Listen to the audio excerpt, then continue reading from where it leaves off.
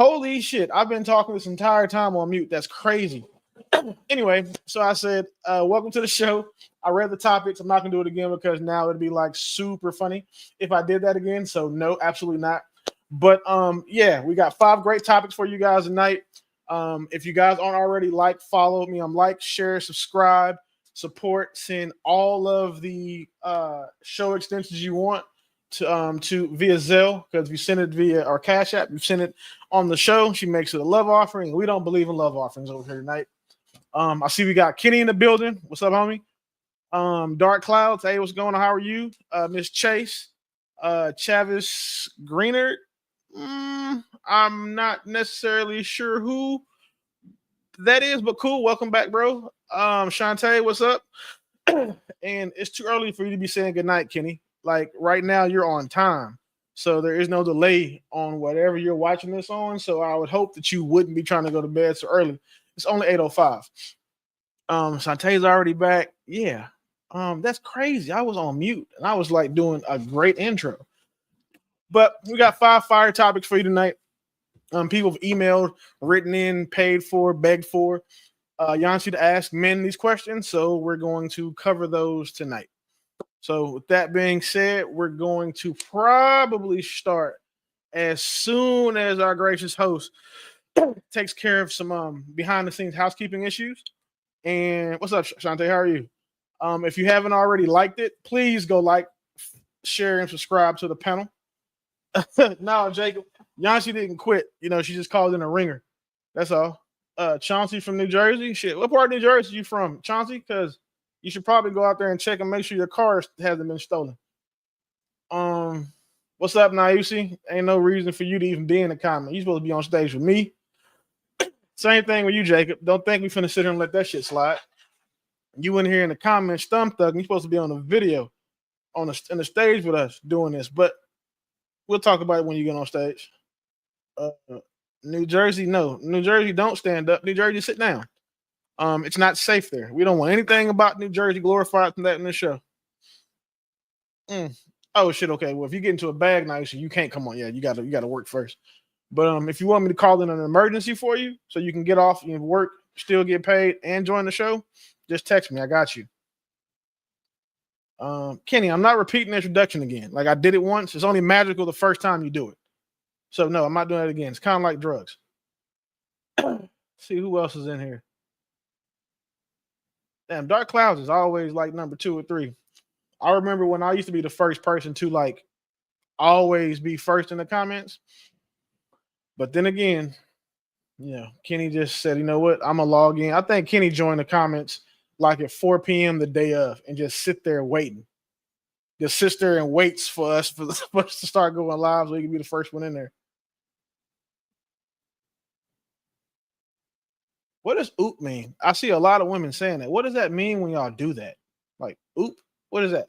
Like, because when men say like ollie you, you know what I'm saying, somebody getting punched on, dunked on, no domestic violence. But what does it mean when y'all say that? That's wild.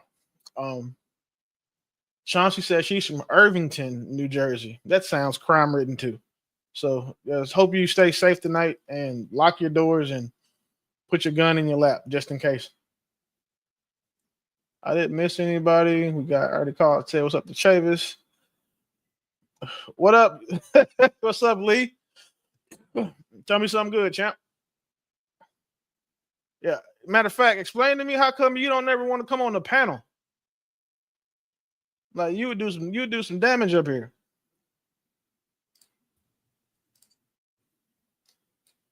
Like what the yeah, Lee, you should definitely come up here. Shit, I don't know why Kenny don't come up here. Kenny spend more time on this channel than I do, damn near. And he's never trying to come up here and be on the panel with us.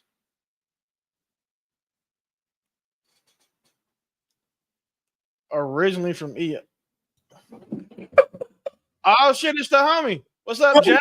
What's up? What's up? Oh shit, it's Mr. Chisel Chin. What's going on? Oh, thank you. Yeah, that man had my grandmother trying to come out of the That was crazy. Yeah, good to see you guys. I was in the link for last week. So I was like, where is everybody? And then I clicked on last week's recording too, and I didn't realize it was a recording. So it took me a minute. But yeah, good to see you. I was like, I don't want to pressure him and try to make him feel obligated to come on. I had to switch last week to do Tuesday. And so it was a whole fiasco. Y'all, so first of all, let me just say, hey, Keisha, thank you so much to Willie. Let me just paint the story of what just happened 5 minutes ago. So my guy, so sweet. He's been making ribs for like the whole day, right? Preparing them, whatever. I have this class that I teach, my dating manual, and it starts at 7:30 my time. My show here starts at 7 o'clock. So I'm making side dishes, preparing to eat. We sit down to eat. And I said, let me go upstairs and get dressed. Said, well, you're late already. And I'm like, no, I have 30 minutes. My brain's thinking 7:30. So it's literally going ding, 7:01. So I'm like, Willie, you don't stall for me. I'm like running through the halls. I knock over in a fan, almost busted my leg. Like it was just a whole mess. That is a friend who will just go on and be like, I have nothing prepared. I have no idea what to say. But sure, I'll go on YouTube live. Oh my God. I said an eyebrow and lip gloss, and that's all you guys are going to get. So, hey, I didn't have time to put my pants on, but I probably will drop some point on the show. Pants are optional, just as long as they're not on the camera. Wearing pants? We're wearing pants. As much as I stand up, it's definitely not. This should have given me quick. Demonetized. I can't even put my other camera up because I have to move. It's the whole thing. We're just gonna rock with the built-in camera. I was really cool for 5 minutes with my high resolution camera, but we gotta just deal with this one for now. Maybe during the break I'll set it up. Yeah, just switching your settings. Just boom boom. Okay, real quick. I'll do that when you guys get your conversation going. My God. Okay, now that I've mentally adjusted, it is so good to have you guys. I literally couldn't do the show without you. It wouldn't be Yonci and Friends. So thank you so much for being here. Really appreciate it. I'm glad Keisha wasn't scared off. This is cool to see that she's back. Okay, so I'm going to jump to these comments. I ran through them for you already. Thank you. I want to make sure I didn't miss any tea. Okay, so Kenny was asking if the town hall next week is April Fool's joke. And as I saw the date, I was like, people probably might think that because it's April 1, but it's actually not. It's really a thing. All right, let's see. Town hall meeting. Town hall. So Falaki is asking, it's actually on a Tuesday. So town hall, for those of you who don't know, town hall is where the guys of Yonci Nation can get on Zoom and talk to me. And I just basically get more direct answers because it's, you can only do so much in written comments. But this particular one, this town hall in April, I'm inviting all the ladies who are in the singles database to join on there. So that is why everyone is asking about it. Okay. And I was dying. I'm sitting here calling you, texting you. I'm like, you're on mute. Jacob said, did Yonci quit? That's hilarious. Oh, Chauncey is watching. Chauncey is watching Yonci and Friends. Nice. Okay. Nayusi, nice. Hopefully you're coming on, Nayusi. Okay. Oh, that is too funny. Okay, I think I'm catching up. We see a lot of people who are going to be coming on who are who are in the comments. Kenny said just late. Okay, thank you. I had to catch up because I had serious FOMO. All right. Well, Willie did read the questions, but unfortunately he was muted. So I'll just go ahead and read them for you guys. All right. Number 1, do you wish that crying was considered more acceptable to women? And oh goodness, I forgot. In case we have any first timers, here's how this works. I have a page dedicated just to men. It is called Yonci Nation. And so Monday through Friday, they are asked questions. And I share the answers one by one with my subscribers on Patreon. And so they can see the answers.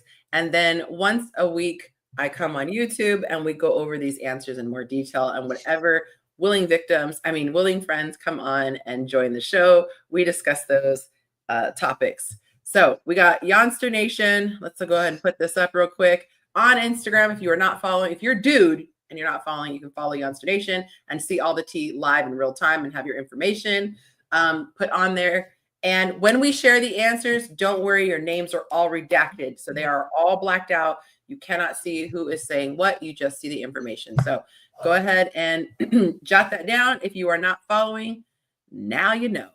Okay. All right. So getting back to these topics, we have, let's see. Do you wish crying was more acceptable to women? Number 2, what should women do when a man won't stop messaging her? This is a guy who's just like in her DMs. We'll see the video. Number 3, get vulnerable. Is it a trap when women ask a man to be emotionally vulnerable? And you'll see the graphics that go along with this. Okay. Number 4, there is a dating coach who gave some advice for women who are unclear about whether or not a guy wants a date. And we're getting their take to see if she gave good information. And last but not least, would you carry your significant other's purse? This was also inspired by something funny that I saw. All right. All right. Hello, Shantae. I don't think I said hi to you yet. That is everything that we are going over today. Did anyone have anything interesting happen this week that you just want to share? Nope. What about you, Jack? I've got something interesting. Oh, please do. I booked airfare for Colombia, so Ah. pretty into this lady. Your check bag better be just all condoms. No, not that version of Colombia. It's the no condom version of Colombia. Oh, okay. I mean, I think we need to give a little bit of backstory. You think about Medellin or you think about Colombia, and yeah, there's a lot of sex work and even human trafficking out of Colombia. But no, 2 years ago, I met a woman who I like a lot and had a super intense connection with. She's half Italian and half Colombian, speaks 4 languages. She's a singer. So she came through Mexico City and like won my heart yet again. So I don't have a life. I don't have anything tying me here in Mexico City yet. So screw it. I'm going to Colombia on Saturday. I'm going to make a go of it with this lady. I hope you have a blast. If you need Airbnb, so cool. or something, let me know. I got it. Cool. Yeah. You've been to Colombia. I'm going to Bogota, not Medellin. Yeah, I've been to Colombia a time or 10. Yeah. I'm familiar with that. That's awesome. I can. It's a gorgeous place. I don't need GPS to drive in Colombia. So I love that. Leave it at that. Well, this was perfect because I needed to stall a second and add something that I forgot to add. So now it's in there. We are going to take a moment for that and give that ring some props. Like, look at that. Jesus. I know. Where did she find this man who's cooking for her? And I don't know. I know Monte sells drugs. There's no way. Like he sells big dope. He's probably been to Colombia before himself. Like, every time now I think of the ring, Jack, I think of, and you just wanted a hug. You had to settle for that. Yeah. We were talking about love languages, so to speak. Like, do you want to be cared for or given gifts? And Yonci had to settle for a giant diamond. He's like, dang, you just wanted a hug, but you had to settle for the rock. If you have not done so already, please comment your your city and state. Kenny says Shin Jack in the house. I think he's trying to say the jaw. What was it? I forgot the name, the cool name you gave already that fast. What was the jaw? What was the cool name you gave him, Willie? Chisel Chin. Chisel Chin. There we go. Chisel Chin. All right. He was saying Chin Jack. That's what I was like. No, I couldn't remember that. Yeah. No. Listen, you don't understand. Like, my grandmother's sneaky, so she sends me disappearing messages, right? But when he was on the show the first time, because like I had sent her the link saying I was going to be on it, she was like, who is that in the middle? I was like, I don't know. I like the beard. She was like, no, with that chiseled chin. Like, and my grandmother is 90. Well, like she turns 90 this year. She ain't stopping. Well, I understand why all my uncles have different dads now. Like, oh my gosh.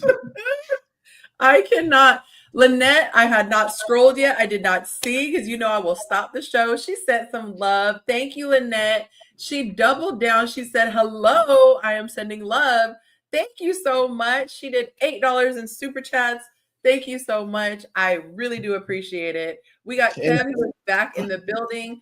Kev, if you want to join, I don't know if you signed up for the email list, but you are more than welcome to come in. Okay, Lakeisha is having some issues with her internet, but let me know if you are not on the list and I will shoot that over to you. But thank you, Lynette, for the love. As Willie mentioned, if you guys do Cash App or Zelle, it extends the show. If you use the super chat, which I absolutely appreciate, it's a love offering. So, oh, she's already back on. What am I saying? I'm saying I don't know. You know, like you say, you're having computer issues. The last time we was on here, I was on my computer, and it's been acting up since. So I'm on my phone right now. So I can't. I was trying to chat and talk to y'all at the same time, but I guess I can't do that. And then my computer's not working, so I'm on my phone. Oh no, I'm sorry to hear about your problems with your computer. Okay, let's see. So send me your what's it called? DM me your email. And I will shoot that. I will just add you to the list so that you'll get it moving forward. But just quickly DM me, and then I will send that overall for the email. Okay. So let's get into topic number 1. Do you wish crying was considered more acceptable to women? And let's go ahead and start by watching the video. And cries.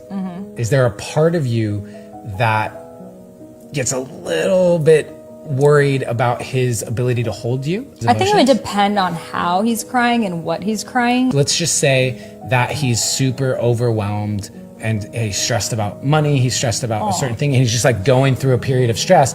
And one day he just has sort of a breakdown and just starts crying and opens up about how much he's holding and blah, blah. We like a crying guy. Not over anything, but like crying because you like are feeling so radiantly alive, you know, like that kind of just like cry of like, holy shit, we're alive. That's a beautiful cry. Amazing. We just need to know that you won't think that we are less of a man. The fact that I cry wouldn't cause you to doubt my ability to show up in my masculinity in the partnership. I think that's important.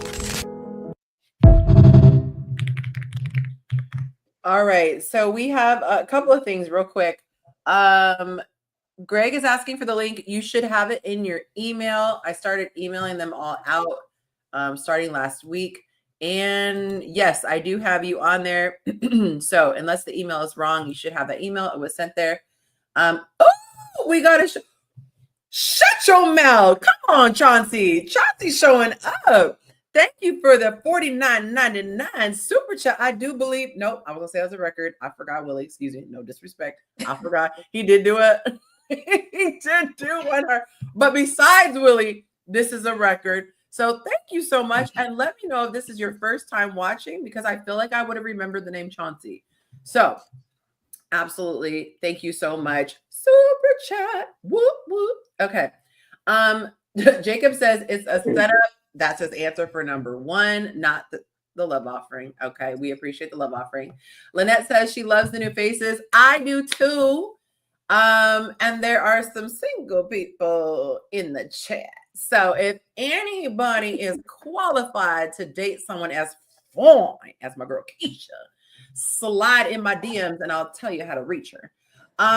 Jacob says, Chauncey coming onto the panel to share a few words. She should. And she said, no, it is not. So no, it's not your first time watching. I appreciate you.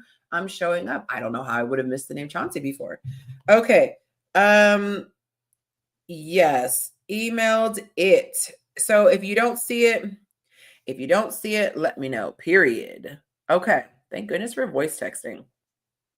All right, guys, we have one more that I got to add, but give your take, you guys. So if you want to play it again, he says, you know, are you okay with crying? And she gives her conditional answer, not to give away my response, but what are your thoughts, y'all? I was going to say that too, actually. So you kind of gave away our response when you said conditional, because either he can or he can't. Like, I think that's why men feel like they can't be vulnerable around their women these days, because they could be considered, depending on the women. I feel like some women think men are considered to be weak or less than if they cry. And I think people forget that crying is a human response. It's not a woman response or a man response. It's how we were made. So I think that it's it's been down the line where men are taught not to cry from their dads, from their moms. You're a man, suck it up. No, and it just carried on for generations to come. But I think that it's okay for me, for a man to be vulnerable. Now, and if you're losing in a fight now and you're getting whipped, and I don't know, well, I guess that could be conditional. I don't know, but I think men should be able to cry. I realized, because this came up one of the times that Jacob was on the panel, and it came up just for something else, and I was answering mine kind of like how you did, and I realized it is conditional for me. I was like, we said on the original post, somebody said something to the effect of, we like it if they're being vulnerable and, just like in touch with their emotions, but not to the point where they are unstable and therefore cannot be a masculine frame to our feminine energy. And so I thought that kind of, it is conditional for me, because if my guy, someone said something mean and he started crying, if my guy stubbed his toe and he started crying, like if he cried about everything, I'd kind of be like, oh. But I would think the same thing of you as a girl. I'd be like, man, so I think there's conditions for it for me. But what do the fellows have to share? Yeah, I think that's wise, that there should be some conditions. I don't think anybody wants to be with a man who's an absolute puddle, who's just a mess all the time, who's a disaster that you need to deal with frequently. Like, maybe you get to do that once a year. Purge yourself. Like, there's something really human about crying, or in the depths of sadness. Absolutely process that, let it out. But also, so far as maintaining a connection with a woman, it's important to have some sort of like plan. Yeah. That you're not just throwing it at her. You're not coming to her to process this out or to be your therapist, but she does want to know where I'm at emotionally, like what my emotional state is, and like bring her that. You can go to her for support, but not the full service support of figuring it out and digging into it and asking her for advice and like all of it. And you can bring her some emotionality and receive some support there, but at the same time, I think it's good to maintain some directive and a little bit of frame. I'm with that. What you got, Willie? Yeah, what you got, Willie? We're waiting on you. Absolutely not. I don't want crying to be more acceptable to women. I don't want crying from women to be more acceptable to men. I don't think that crying solves anything, and unless you're trying to dehydrate yourself. So I'm not a crier. And then I just think guys, if a guy cries, that's when you know he's his most emotional. And when a guy is at his most emotional is also when he's his most dangerous. So I'm not necessarily ever going to want a man crying to be normalized, because in a lot of times crying is a sign of weakness. Even when you're happy, you're so happy that you just can't process it that you're crying. So there is a deficiency that's there, but I just don't believe that crying to a woman will ever do anything but turn her vagina into a desert.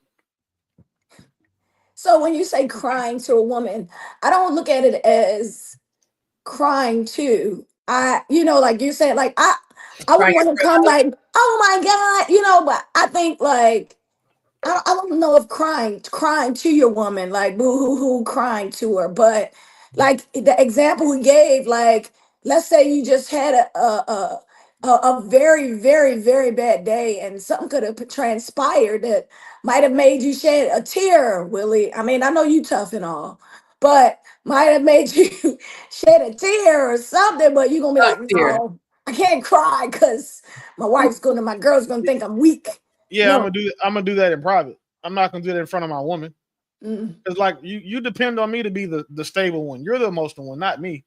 So anytime you see me in a position that you're supposed to hold that should be like reserved for you, you can't help but look at me less than, because it's conditional. You don't know why I'm crying. If you walk into a room and catch me sobbing, you're gonna wonder like before you're gonna think what's wrong, but before you think that, your like initial like biological response is the fuck. Why is he crying? Like that's just not what we're. That's just not our thing. We don't do that. That it's not like. I don't want to say that we're trying to make being feminine men more like acceptable, but a lot of these things are. And like Yonci said, it's conditional.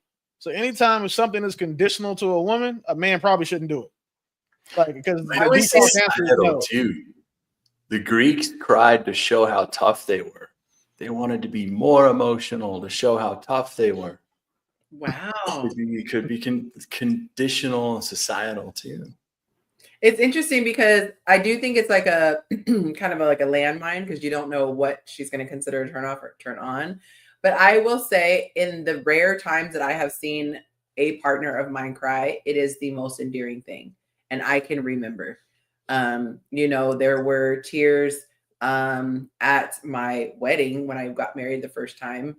And there were tears when his father died. And like, it was very beautiful to witness that raw emotion.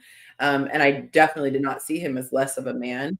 And I've had other partners who just, had something that was really difficult. And neither time it was like, it wasn't like that. It wasn't sobbing. It was just that crack in the voice. And then you see like the, a little moisture in the side and it's, oh, what's in my eye? Like that kind of thing.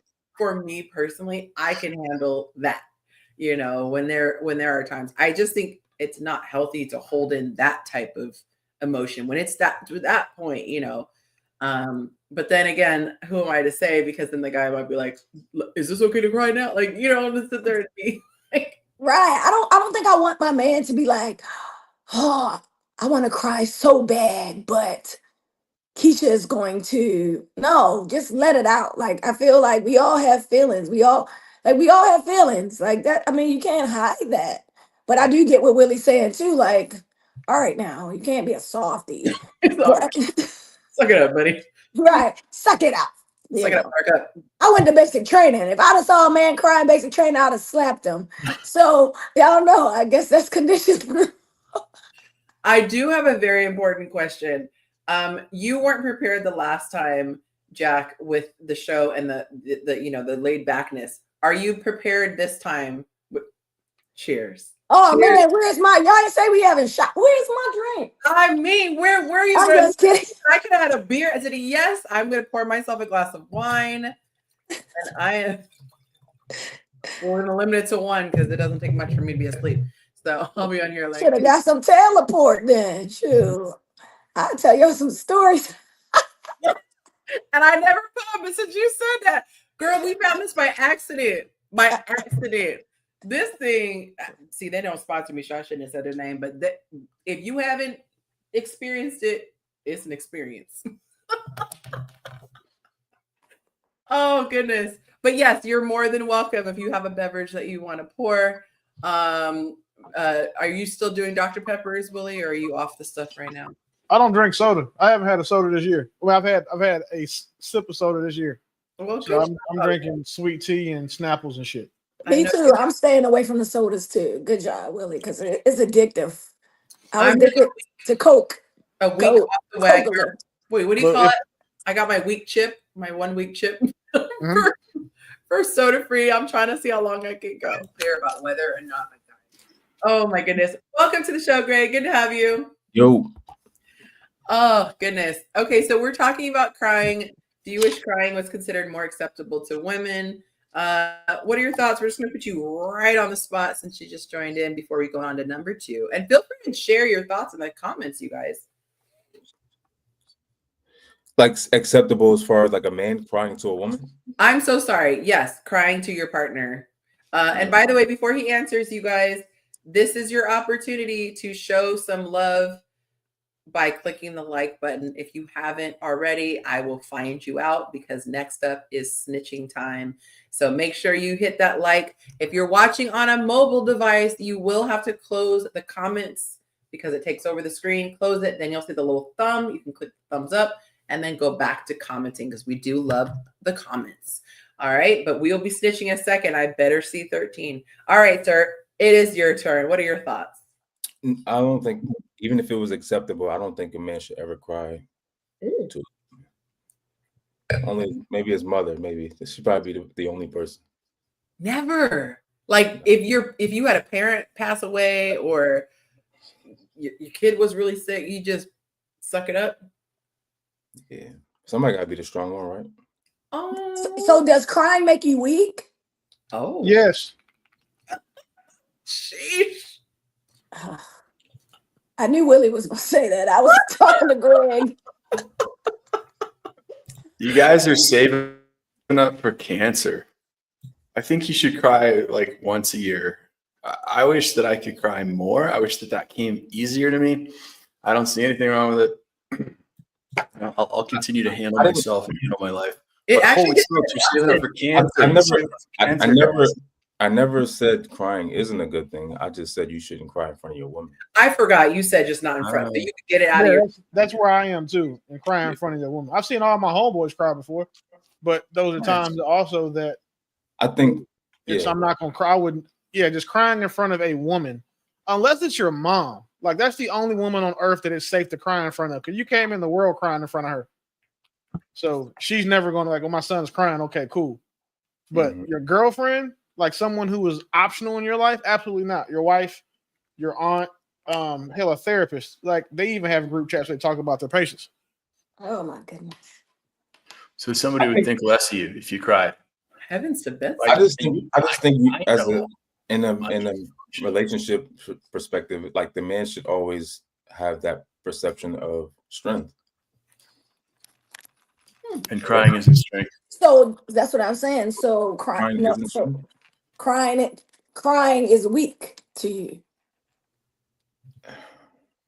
It's a sign of weakness more often than not. If you think of someone crying, your default is something is wrong with them. It's no, people happy cry. No, that's not necessarily. That's what I said. No, I don't even think it's a sign of weakness. When you first see someone cry, your first thought is, wow, they're so happy. Nobody thinks that. Right. So something is wrong.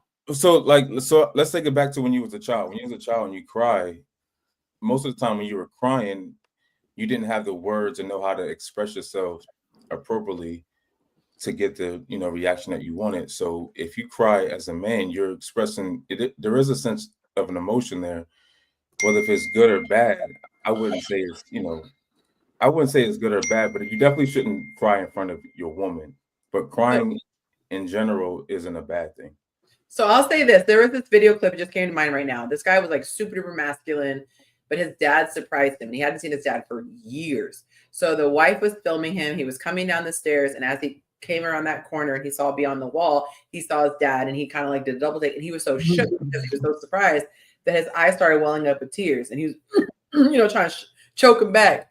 And in that moment, I thought it was so, so beautiful when you see someone just so wrong, or like a wedding, like you say, you better not let me walk down the aisle. You don't shed at least one thug tear.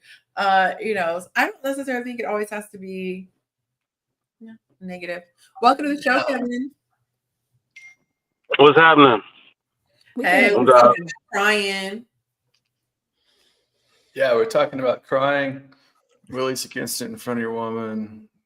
Yeah. I'm just coming from football practice. I coach the kids, but I definitely want to jump in on the crying topic because there's nothing wrong with crying, but I think it comes from a position of strength and masculinity to feel comfortable to cry. Because if you think about guys cry, like athletes cry all the time. That's true, and they make me cry when I see it. You know what I'm saying? We got happy tears, we got sad tears. We cry when we lose, like, you know what I'm saying? Like athletes cry all the time. We cry when we can't play no more. We cry when we get injured. Like not, oh, I'm hurt cry, but I can't play cry. Yes. You know what I'm saying? Like, so there's nothing wrong with crying when you know what I'm saying, when your emotions is in it. So remember, in the Chiefs game where the other player, he saw his best friend get injured and he knew it was probably a game-ending injury and he was just like crying. Did you guys see that? It was in one of the Super Bowl. It was like right before the Super Bowl or something. But you made me think about that when you said that. You guys didn't see that I was like seeing like it's a movie. You guys didn't see that when the guy's friend got hurt and got taken off the field? Shoot, I cry anytime I see a moment of triumph, even in a movie. You know what I'm saying? Like, so, like, I don't cry when I get hurt, but like I said, I don't have a problem with being viewed as non-masculine. But I think the difference is what you're saying is the premise of the question was around your woman. I think that's the key thing around your woman. You're talking like we get it, games, athletes, but around your woman was the thing. I'll cry in front of my wife. Like, there's not wrong with that. You know what I'm saying? It's not. I still do what I do. So what I'm saying is I don't mind crying in someone who's weaker than me. You know what I'm saying? Because I'm always from a place of strength. So crying in front of somebody that's weaker than you, like, it doesn't really matter. I love the diversity of opinions. They're calling us out in the comments saying that no, you know what? I was going to read Jacob's comment, but if he wants, he should be on the panel. So you know what? Just for that, I'm gonna be feisty, but it's true. We do have all these contingencies and things like that. Okay. Any other thoughts before we move on? Okay, we're gonna go back to super chat from Chauncey. That was so awesome. It deserved 2 shout outs. Thank you so much, girly. Okay, so we are at the time. It is time to snitch. Who is gonna snitch for me? Please let me know where we are on YouTube. Where are we? Am I fussing or am I cheering people on and thanking them? Let me go ahead and remove this one right here. 10 and 12. Okay, that's not too bad. So only 2 of you need to go ahead and click that like button so we can get it up. But great. Thank you. Now you see 10 watching, 12 watching, 10 likes. Oh, she said her video disappeared. There we go. So anytime you need a moment, just if you hit the camera button, it'll turn your camera off, which the settings have it to where you'll disappear from the stage. So if ever you want to, somebody was calling and it just disconnected me or something. Oh, how because I'm on my phone now today. You're not allowed to have a life, man. Okay. You got to put it in do not disturb, otherwise it's gonna keep doing it. Oh yeah, people don't really call me, so I was shocked too. And it's funny because Willie did that, and then I'm trying to call him like you're muted, and I'm like, oh, yeah. Dion. Oh, too funny. Okay, well, pretty good, you guys. Pretty close. I think that's a record for the first check-in, so I'm very impressed. Okay, if you are loving what the panelists are saying, here's an opportunity to see their IG information for those who do have their information on there. If you want to giggle, check Willie's. Okay. Oh no, he actually did the real one this time. Usually he'll have some funny on there. We're gonna get to comment number 2, or question number 2 rather. What should women do when a man won't stop DMing her? Let me go ahead and play this video. There we go. Hey.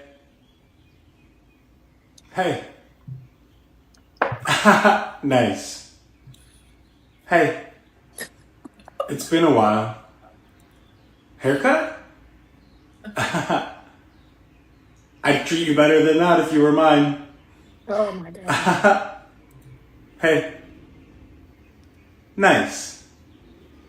You're right by my house. Hey. This reminded me of you. Oh my God, I love that restaurant. We should go. Hey. Oh my goodness. Hey. How have you been? Hey. We should catch up. Hey.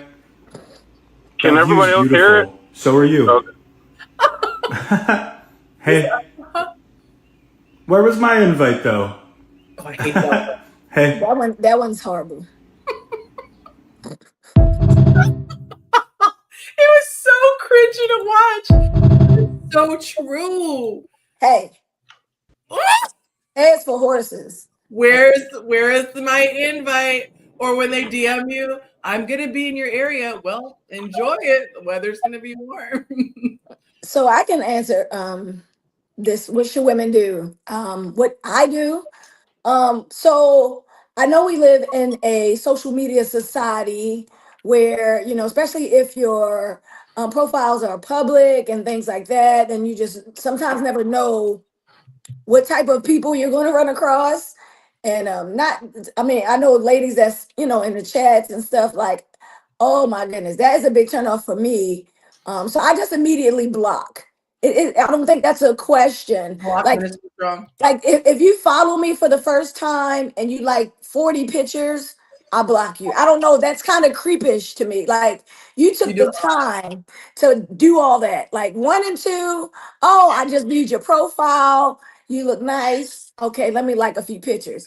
But if you on the last 25 notifications for liking pictures, like that is a complete, utterly. Oh my god, I can't stand it. So for me, I just block immediately. Yeah. Okay. We've got the poll results for what the men recommend to do. Oh, goodness gracious, y'all. I get so caught up. I be forgetting sometime. I'm going to share the poll results for the crying one. Okay. Do you wish it was more acceptable? Good Lord, I have it so small. 86% said yes, sometimes I just need to let it out. And 14% said no, they should be turned off by male tears. So they're saying keep it how it is right now. Don't cry in front of your girl. So 86 to 14%. Okay. Dang, that was really small. All right. So let me go ahead and give you the poll responses for this current one. Okay. Sorry, again, it's really small. So this is what women go through when they're nice to a guy online, but they aren't interested. What should women do? Block them, ask them to stop messaging, ignore them. So 41% said ask them to stop messaging. Let's say 35% says block them, and then 24% says ignore them. So what are the men's thoughts? Keisha said she's on that block hand strong. You want to know the problem with this? Ask him to stop messaging. That's all. You said what? You got women. Can you guys hear me? Yeah. So the problem is women aren't blunt. You got to say no, not interested. I don't like you. You're not my type.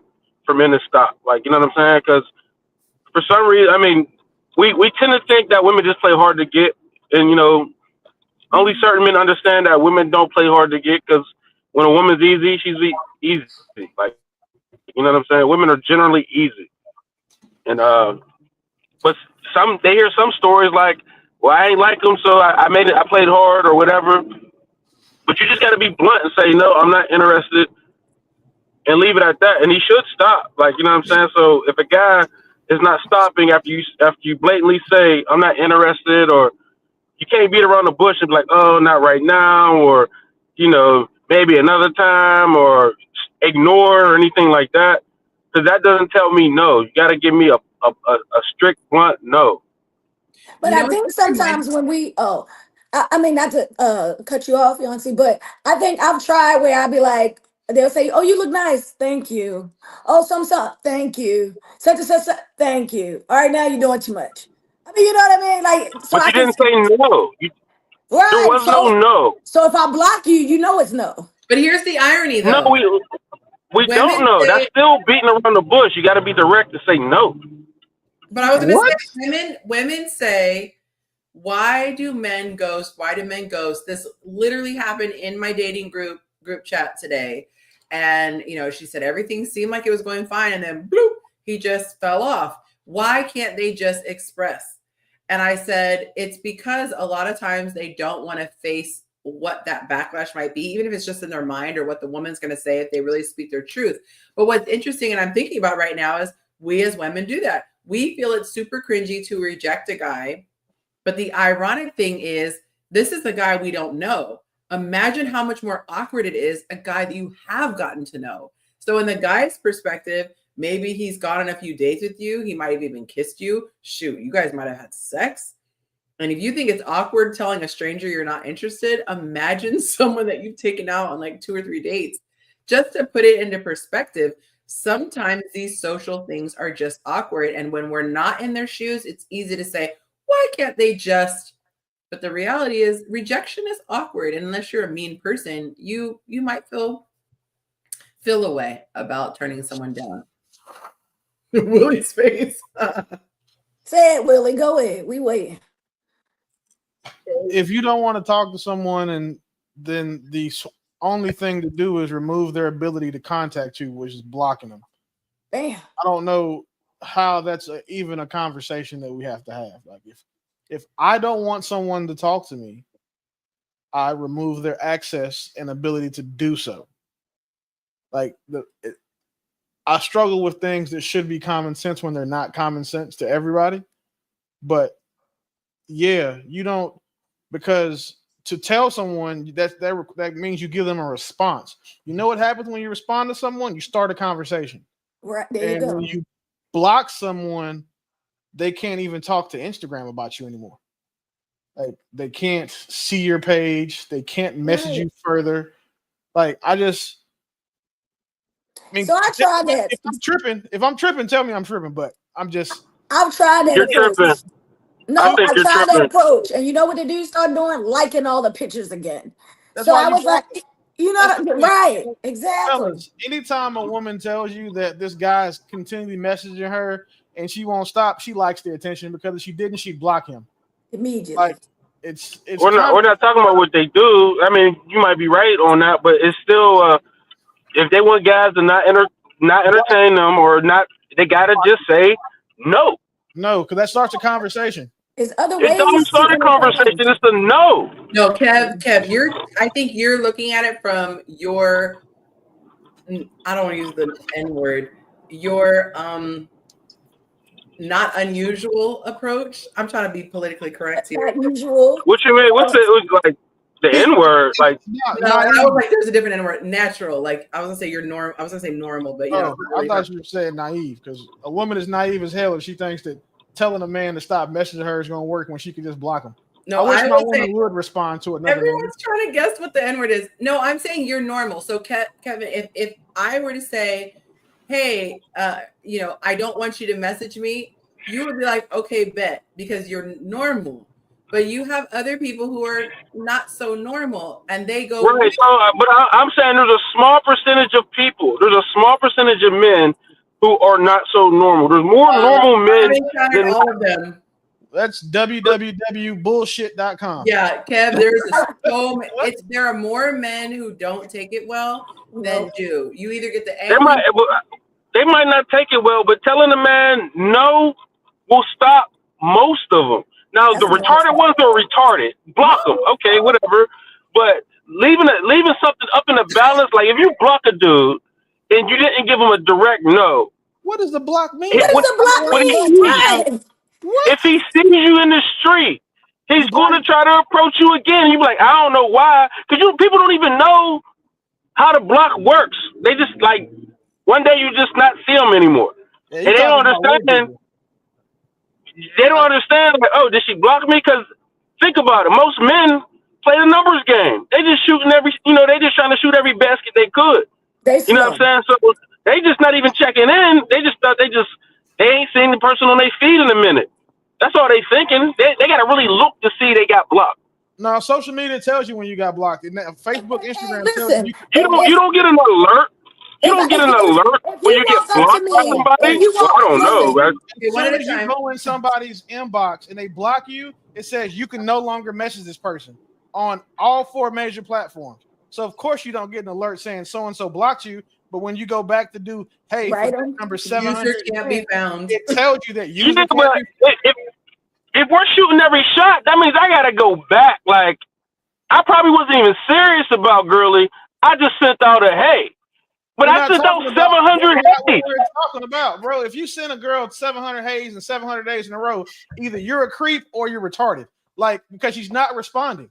And then to think that a girl blocking you means anything other than she doesn't want to talk to you. So then you're also retarded enough to go walk up to that lady in person You are so and be like, incorrect right now. Yeah. retarded is My in a disclaimer. But what I'm saying, it's not clear. Dudes don't know So Kevin, that they're is it being It's Kevin? blocked. about a block. A block So means Kevin, no.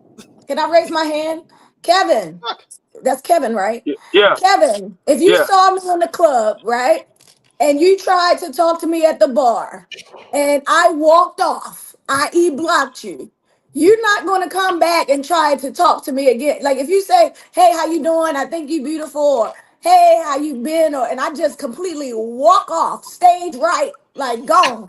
You shouldn't be trying to talk to me again. Like you know what I mean? It, That's what the block do. did you just flat out ignored me, walked away? Did you Yes, give I me did. any gesture? I No, I did. I mean, looked like at being you and walked rude off. is being rude.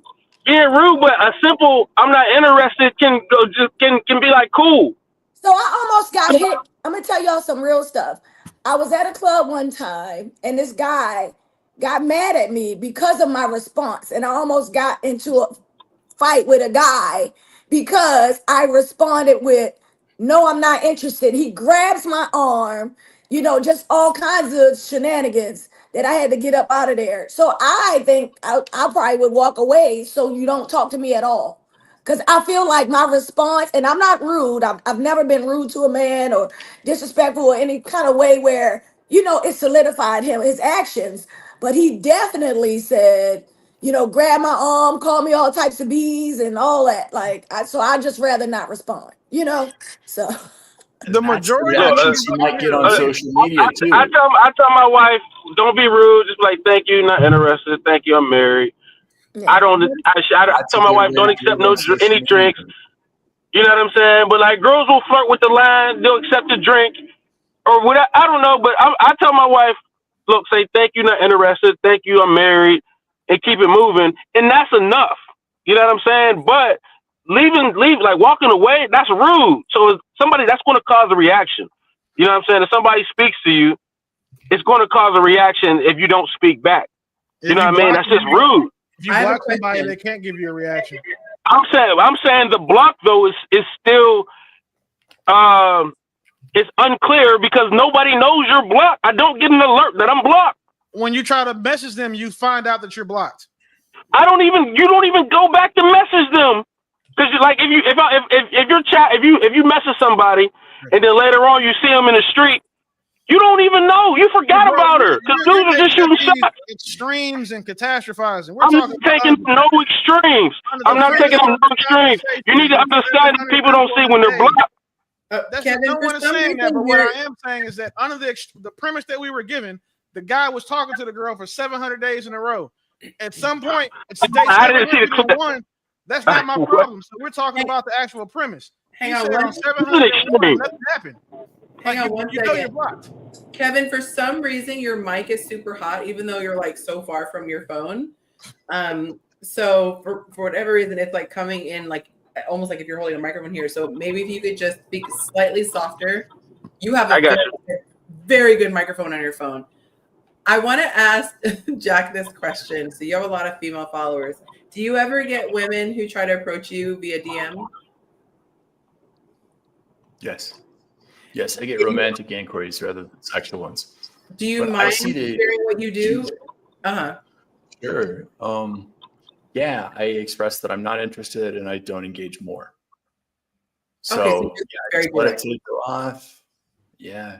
I see the benefits of saying I'm not interested as being that she gets the experience. I mean, say that a woman is receiving that inquiry that we were talking about online about liking all your stuff. If she says I'm not interested, then she gets the benefit of like saying that. She's setting a boundary. That's great. And she might have to block him right after that. Right. He's to lose his mind. But I don't see a lot to be lost in doing that, of saying your piece that I'm not interested for whatever reason. And then if there's total outrage, And he gets the benefit of thinking about his behavior. Like, okay, is he going to completely blow up in somebody's face after saying that he liked her 10 seconds earlier? And then the blocking function works. I block people on Instagram all the time because I don't want them to like report my account or whatever because they're enraged and it isn't actually the romantic inquiries, it's the marketers who want to like network with me, and then they're super persistent. So I'm not that popular or sexy. Don't get it twisted. Don't downplay it, sir. My grandmother would say something different, champ. His grandma's all about it. Well, if you got her number, you're younger than me, so. Bro, if I see you at Christmas and you get the big piece of chicken, I'm gonna have a problem. Like, I would pay to see them on a date. I'm gonna have a But huge at problem. that age, would she be a cougar or like what would she be at that age? Like, She's a prehistoric. She's she would be a cougar. She's a saber-tooth tire. She's 90. Right. Man, I don't even think that vagina works. It's probably fossilized now. She's 90. My. All right. Really? Too far. This was an online relationship only, Willie. She was only my online girlfriend, and now you're taking it way too far. Yeah. Yeah, you can be my online granddad. That'd be weird. Online granddad. I can just see the family photos. And look, it's gonna be somebody like he looked just like his granddad. Look at his chin. What? I'm putting on my glasses so I can hear y'all better. I'm gonna take an intermission, but I'll be back real quick. Traumatized Jack. Yeah, I'm Oh my traumatized. I can't be on here anymore.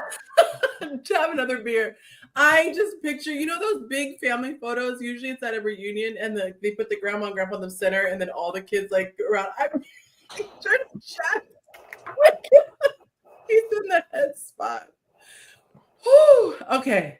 That was funny. I can't breathe. Woo. Okay. Anywho, so I don't know what happened, how Kenny got in and he was first, but now he's managed to be a full hour behind.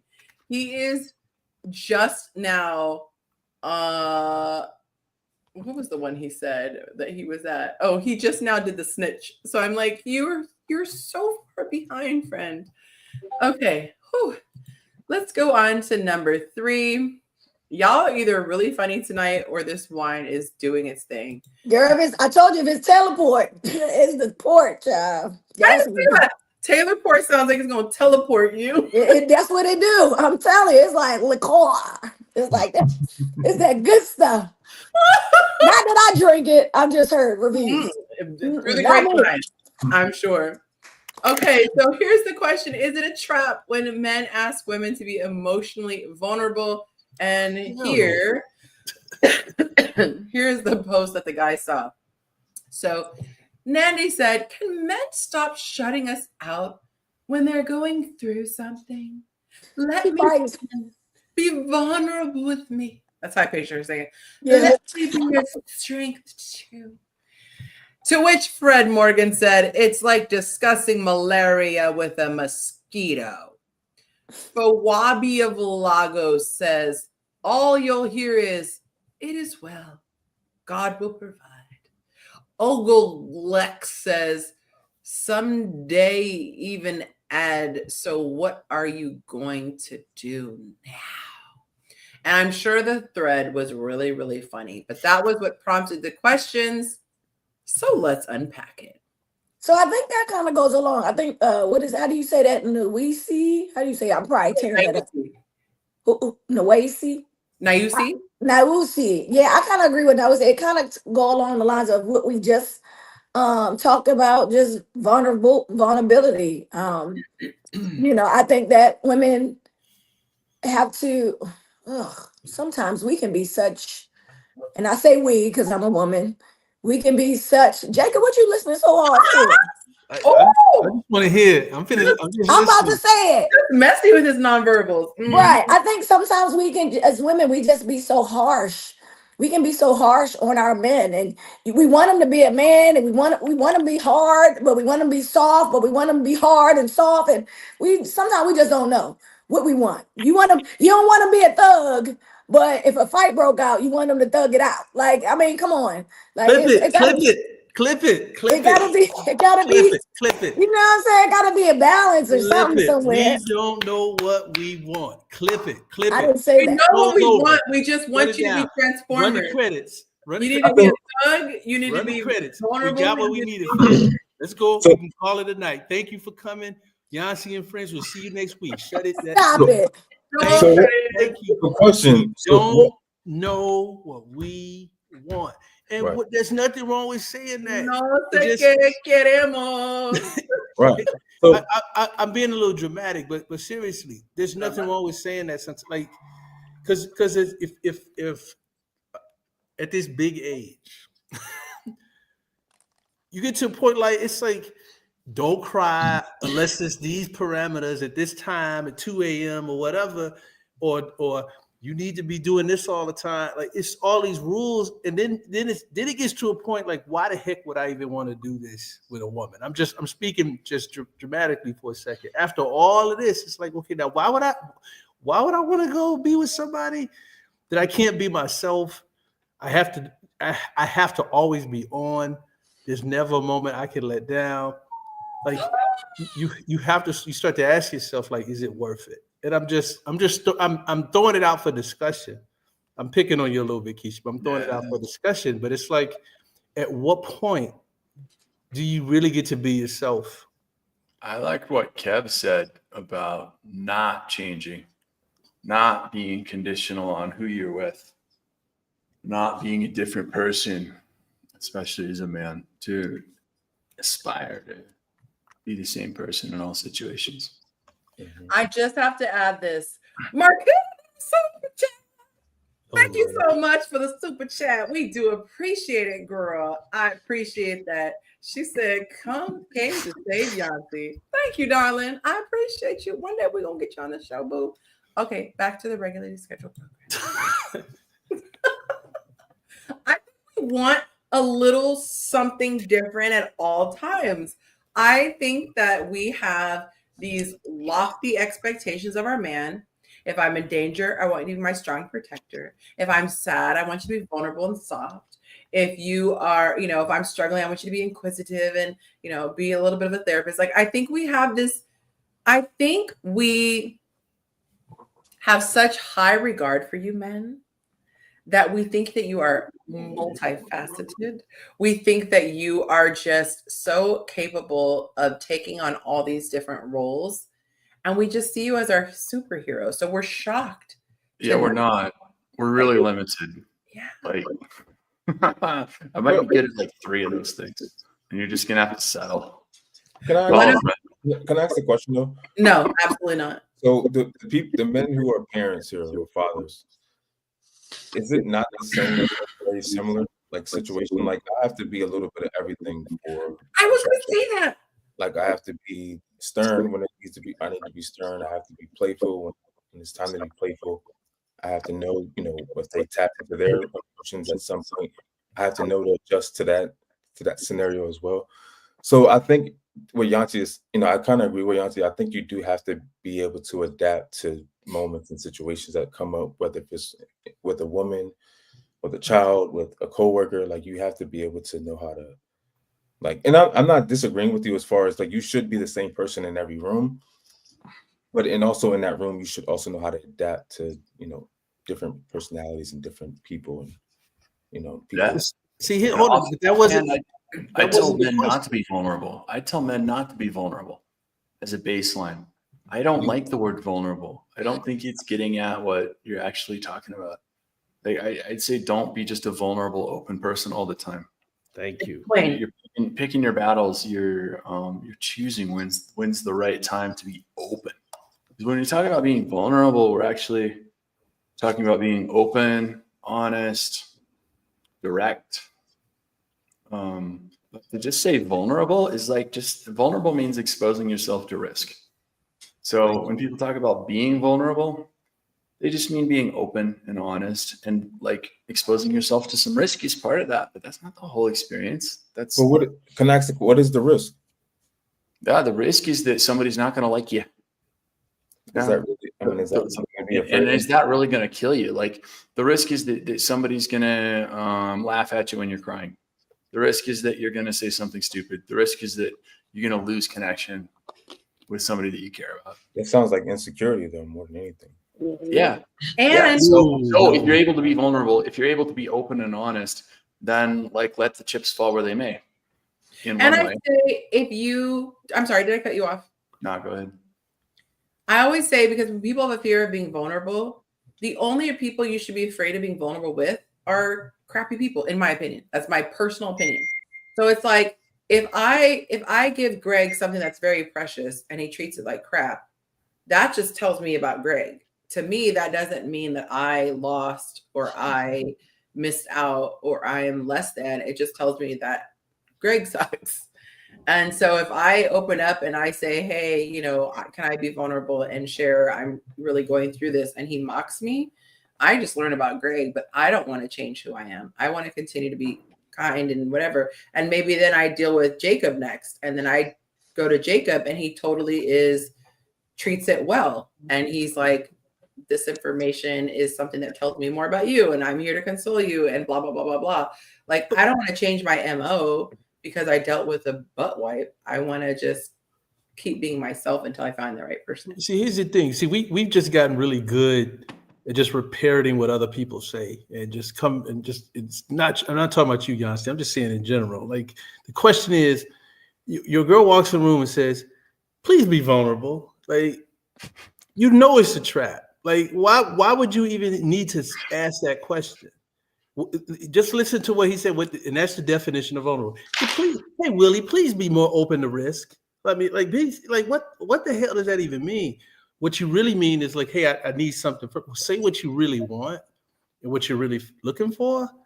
Don't use the buzzwords. If somebody walks in the room and says, please be more vulnerable, it is a trap. Run, go do something else with your time.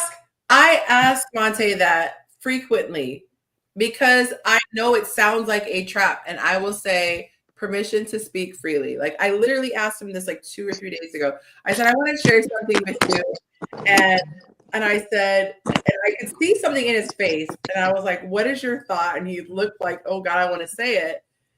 And then he actually said it. And I was like, I promise you I'm not going to get mad, because I value really knowing what he's thinking. And so, and I don't think he'll be mad at me, but his thought was, I hope this isn't going to take a long time. And he kind of said, it was like, and I said, that's a real thought. Like, that, I'm not going to get mad at you for that. But I think that the onus is on me as a partner to not be so emotionally unstable that I can't really face your truth. Because the thing is, this is how I look at it. My guy is thinking that no matter what. He's actually thinking that. So I can either not know and have ignorance. I could be empowered and actually know. You know, if he doesn't like how I look in a dress, I don't want him sugarcoating it saying he does, when in reality, the whole time his mind's going, oh gosh, looks terrible. Oh gosh, looks terrible. I want to look good for him. So I'm not asking that question to get a compliment. I genuinely want to know. And I might not be the average person, but that is so sexy to me when my person can be very honest, because I feel like that's embarrassing to go through life and you think you're pleasing your guy, and in reality, he's just like, oh God, I hate that cake, or I hate that dress, or I hate that. But he's like, to me. So how would you want him to phrase that? How would you want him to phrase that, Yonci? That's the classic question. Which one? The dress. How do I look in this dress? And he's like, he's answered terrible. It. He says, this is awful. Like, put on something else. Like, you probably don't want to hear that. I want to hear that. Like, I want y'all to say, no. What's a skillful way to say that doesn't ruin the evening? Yeah, he would say something like, I don't think that looks the best on you. I think you have more flattering options. Or I don't think that is. That's the same way I answer girlfriends. Like, I don't think that dress is doing you justice. And the thing is that we're honest that we're both on a fitness journey. And so if he knows that I have a particular problem area, he might say, yeah, that it's not complimenting, this area that I know you're trying to work on. So I think it's about, thank you so much. I think it's about, there's way more. I think it's about having that safety outside of those individual questions, because I think if you have that relationship that's always a safe place, then in those moments, you're not looking at that one moment and say, my guy is an asshole. It does look like he's just being honest. If all the other times he's really sweet. This is where I get into trouble, because I'm reading the question as it is stated. The question says, is it a trap when a woman asks a man to be emotionally vulnerable? I just heard a few minutes ago, don't cry unless you check the rubric and it tells you which category to cry under. Oh my goodness, Jacob. And now you're talking about honesty, which is not what this question means. So I want to come back to the question. When a woman walks in the room and says emotionally vulnerable, is she saying, I want you to be honest with me? I don't think they're the same thing. Now, if I misinterpreted that, I'm open to being corrected. But what I think that question means is something else. So I say be honest with your feelings. So if he's going through something, to me, vulnerability emotionally is be honest with your feelings. So he might say, I'm really struggling with this job. I thought it'd be a lot easier, but it's harder than I thought. Or I'm really going through it because of something I'm dealing with my custody battle, or whatever the case. To me, that's being honest about your feelings, about your thoughts, things that I'm not privy to because they're in your brain and I can't hear thoughts. You have to open your mouth and express the things that I would never be privy to. That's what I consider emotional vulnerability.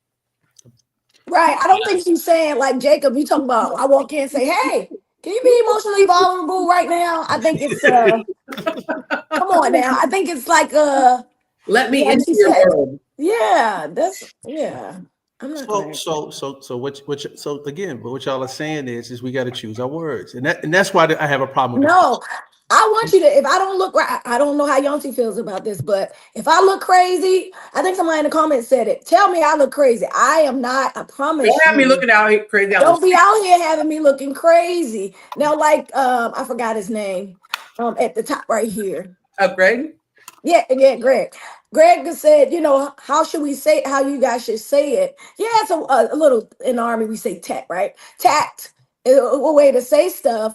But if I don't look right, don't be like, well, it's okay. No, girl, take that off. I know you really like that. Else. I know you like it, but that don't look right. Like, try again. Go back in there. And I think that I hope the next relationship I be in, that he can say, and I'm comfortable enough for him to say, girl, if you don't go back in there looking crazy, no, you ain't going nowhere with me looking like that. You know what I mean? Like, for me, I can't speak for everybody else. I'm talking about for me. Because if you look crazy, I'm going to say, hey, bro, you might want to try that again. Not them shoes, those shoes. That shirt, it's a little too tight. Take that off. That's what I'm saying. How do we get to this from vulnerability, though? Thank you, Nicey. Thank you. He was trying to be polite about it. Thank you. That's all I'm saying. Like I hear everything y'all are saying, you honesty and all the things, but I'm just reading the question as it's stated. Yeah. And what I think we're talking about is when a man is not maybe on his square, not at his best, can he come talk to his lady about it? It's not a trap. There you go. It's honesty. Honesty is how you got there. It's like she's calling you out. If she's asking you to be emotionally vulnerable, she's saying you're not honest. There's something missing. Some of the big pieces are missing. I wouldn't say he's not being honest. Maybe he's just layered. Like some people just have layers. You gotta. He's not lying, but yeah, she's not getting the layer she wants. Like she's not. I mean, I would feel called out in that situation of oh crap. That's an oh crap question. Anything that requires me to be, that involves my emotions and being able to express them at a woman's convenience, I'm not going to do. The way that I feel should not be tied to my woman's capacity to understand, or if she's asking, if she requires something, then that means that she should inherently have the capacity to make sure that me giving her what she asked for does not affect her view of me negatively. Excuse me. I do not believe, and it's the majority of male experiences, that women are built for that. because at the end of the day, I can be vulnerable about a lot of stuff, and my woman can be like, "Oh, okay, cool." It's always that one thing that I didn't know. Yeah. Like if I told her, for example, I know a guy, he told his girlfriend that, he dated a dude before. He was just being vulnerable. She looks at his ass completely different now, as she should, because I did too when he told me. Like, wait, pun intended? She looks at his ass? Sorry. She looks at but what I'm saying is like vulnerability with like conditional, when our vulnerability is only safe conditionally with women. I don't feel that a man should be vulnerable with his woman because of that. Right. And then until she shows him that it's not a conditional thing, like in this guy's case, she'd have been, "Oh yeah, well, I've sucked the penis or two too. I understand." Like, but she didn't do that. Like, you could just see it. Like he said, "Bro, when I said it, I just knew that it was over. Like, we ain't even broke up yet, but I know it's coming because now, like, you can just tell." And again, that's what happens when you're vulnerable with people. And I don't think that makes women crappy or bad people. It's how women are. It's just their nature. And there's nothing wrong with that. I think it's okay to accept women where they are and accept their nature for being what they've proven that it is. And out of 1,000 women, I'd say it might be 50 y'all that have been like, "Oh, well, hey, it's just it's just one." You say it's their nature, Willie. You say it's their nature, that they're wired for that. And that brings me to something that I would love to talk about, because I'm wondering if men and women are different fundamentally. And I've got a project where I'm interviewing a bunch of people from like all sorts of countries about like, what is it to be a man? What is it to be a woman? What's masculinity? What's femininity? If those things even apply. And like some people in really progressive culture, liberal culture will say, no, it's all social conditioning. It's all things that we've been taught. We've been taught how to be a man. We've been taught how to be a woman. There's absolutely no difference. And it's a multicultural inquiry. I've interviewed 2 people in Thailand. I've interviewed people in Peru, in Vietnam. Like I've been around to ask people these weird questions about basically gender.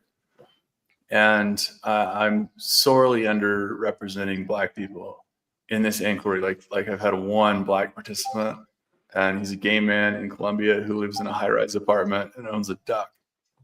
He owns a duck.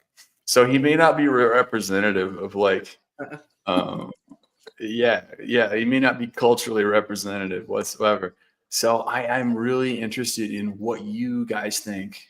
And you have some diverse opinions here. You have all sorts of opinions across you of like, are men and women fundamentally different in any way?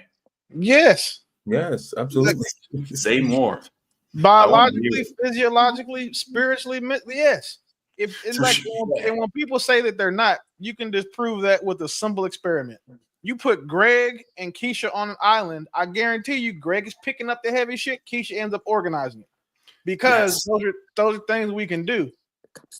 You're like 5'2", Greg is at least 5'10", and I'm not trying to be funny, but he's stronger than you.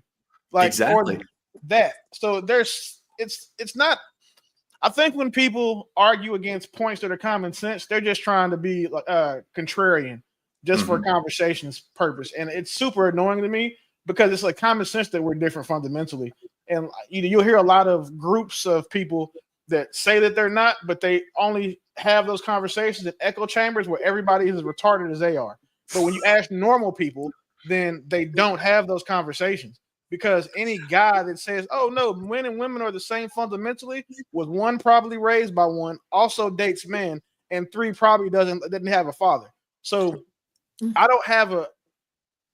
I feel like when you do this experiment, minus the Black gay dude with the duck, like I definitely don't think that he speaks for Black people because he owns a duck. Most Black people don't even eat duck. So like the only duck we respect is Daffy. Maybe Donald and sometimes Scrooge. His duck is named Donald, man. Exactly. I figured it was. To even take your point a little bit further, if you had a 6-foot woman and a 5'2" man, he's still lifting the heavy stuff and she's organizing. Ooh, why is that? Because he's a man. Because he's still stronger. I love that you mentioned lifting heavy stuff. Lifting heavy stuff is the biggest difference. That's like everybody can code software. Just That as is, well. I coach software, and I've never worked with many. I have not worked with any women in my. Women are better surgeons. Women are better shooters. They have a better ground. They have a better base. But women are better surgeons. They're better artists. Anything that requires something delicate or to be nimble with, women crush us at that because they're physiologically and biologically wired to be that way. Yeah. When it comes to brute force, blunt objects, or just straight up, you're saying exertion of or destruction, women can't touch men with that because that's how we're built. We used to literally have to kill people to survive, or animals and shit. Women just got to sit home, tend to kids, and maybe fend off a lion until I came back from fighting dinosaurs and shit. And now I have to help fight this lion too, but that's nothing because I just killed a T-Rex. Like, women aren't built for that, and they shouldn't be. I would say, I'm curious to know though, like, so I completely disagree. I think obviously we are different in so many ways, but I'm curious to hear why a group of people would think that we are the same. Me too. I disagree. I disagree that we're completely the same. Absolutely. And I think that it's really driven by activism. That people want everybody to be exactly the same. Because for so long, women have been less because they've been different. So it's important for women to be the same, for everybody to be the same. And I don't agree that we're the same. I think we're equal, but everybody gets done a disservice by saying we're exactly the same. And you picked out lifting heavy stuff. Yeah, guys are better at lifting heavy stuff, typically. I get equal as in what, right? Men are better at making babies. That's it. We're not even equal in rights because what rights do women have that men don't give them? Ooh, so men are giving out the rights. If men are giving out the rights, that's a tricky situation. I understand the concept. It's not tricky at all. I mean, if you think about it, like at the end of the day, if all men said, you know what, forget the police, forget the law, we're finna go back to hitting women across the head, making them do what we want to do, there is nothing they can do about it. Some may be able to fight back, some may be able to put up a fight, but again, if it's men versus women, they lose. You're saying this because bigger and stronger. No, I'm saying because again, men established society that we live in, and the rules that we made were written and made by men. So we enforce those rules. If we stopped enforcing those rules, women are literally bed wenches again. That's the difference. And unfortunately, as unfortunate as that sounds, no one up here wants a female police officer to show up when they call to someone broke in their house or when their life is in danger. Nobody. I'm worried about being shot. I'm worried about being shot by a 12-year-old girl with a gun. I travel in Latin America all the time, and I'm like a large man. I'm tall. Yeah, I travel in some sketchy areas, and I like that. And I realized that a 12-year-old with a gun could do me. As well as it does not matter my physical size right now, because those of us that have been presumably a 12-year-old girl with a gun has. Have you seen the movie City of God? Like, that's pretty much what that movie's about. But like for those of us that have been in the military, I would not in my life want to be in a firefight with Keisha. No disrespect to her. I don't want to be in a firefight with her because, for one, again, she's not wired for that. Regardless, but I'm not running. That's your problem because I'm not running. It doesn't matter if you're not running. You're not as useful as a man is. I don't care. We got some men that are suckers. Yeah, that's not what I'm talking about. But I'm more on even that guy that's a sucker. Even this gay dude. I'm getting in the foxhole. I spent 20 years on. You can't even relate me to that. I'm getting in the foxhole with you.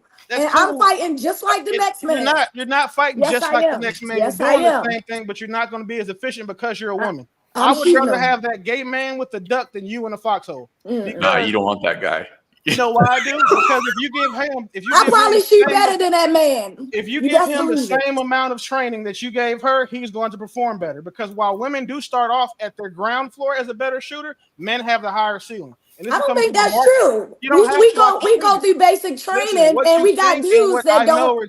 Well, I'm telling you what I know. There's some marksmanship instructor. Men have the higher ceilings. The best shooters in the world are all men. We got some whack military dudes that can't shoot for. Obviously, I'm just saying. The argument is not that all men are better. I'm saying that the average man is better than the average woman. So I would take the average man over you any day in a life situation. But that's you. Or I think that most men with sense would. Or I would take Jacob. He's a civilian, right? Never been in the military before, ever. Right? Correct me if I'm wrong. If I gave Jacob the same training that you had across your Army career, in those 20 years, Jacob would dog walk you in any You shooting. don't. That's not true. That is not true. I'm gonna tell you what I I will base not that allow off of. that. I'm gonna No, tell you what I sir. base it off of. The actual Army standards. Go look and see who shoots for the Army. They changed that. They changed that, bro. Don't even do that. So No, I they got changed something it. for you, Willie. So I got Can I I something for say shoot you. this? in these Can I say competitions this? on a regular basis. No. The last time a woman was the best shooter in the Army was guess when? Never. Can I say this? There are not a lot of women in the Army. I think got men- something. I want to hear what Greg There's has to women say, in the actually, Army. but I got something to speak to Men- that. Yeah, think and I was men- gonna give my answer too. Yeah, I think men and women, even though we're different, we're equal as far as value. Like both parties bring a sense of value that makes something, bigger. So I don't necessarily think that, a woman or a man is smarter or stronger than the other. I just think they just both bring something different to the table that makes it work. Women bring babies. Women bring babies to the table. That's the biggest difference that I can Women figure. birth babies, men create them. Exactly. Yeah. Men have a different role in baby And making. you raise them too. And their role takes biologically, their role takes about what? 8 years. Like or 8 years. Yeah, but it's a biologically brief moment for men. And the one statistic that I wanted to bring out that's pretty darn disruptive is that women in early societies, we think women did all the gathering and men did all the hunting, but women hunted in 79% of early societies, which like feminist people see as a huge win. Like that disrupts so much of our narrative around that. But at the same time, women hunted like in 0% of those societies did the women do all of the hunting. So like the flip side of that stat. The way that statistic is interpreted in those feminist echo chambers is that, well, if women were hunting in 79% of societies, then we can do the same thing men do. The thing about interpreting that is you have to understand what the root cause of that number is. The root cause of that number being true, which is exactly spot on, is because men are they die. A guy, the lifespan of a man back then was 30 years old. So these kids are going out at 14, 13 years old with having families and shit and going out and dying trying to provide for their family. The reason why that woman ends up having to do it is because she's lost her husband. It's not because, they just chose to, or that was their default selection. They had no choice. So when they try to do that, anytime if you ever get put into a Shark Tank of feminists and they hit you with that, just counter with that. That's Iron Man logic. There's nothing they can say to refute it that's not based off of their emotion or their personal biases. Like there's something to be said about the man playing a really important supportive role in all those societies where he was doing most of the hunting. If you look at, even when they say women can be leaders, look at every civilization that was ran by a woman and how it ended. Oh my God, y'all! I just saw that Jacob. What the pronunciation? Getting clear. No. He had to keep saying I use his pronunciation, and Jacob wanted to make sure we knew how to pronounce his name. Is Jacob? Okay. I adapt quickly. Oh my God, that was funny, Jack. I wanted to answer your question, and you asked if they're different.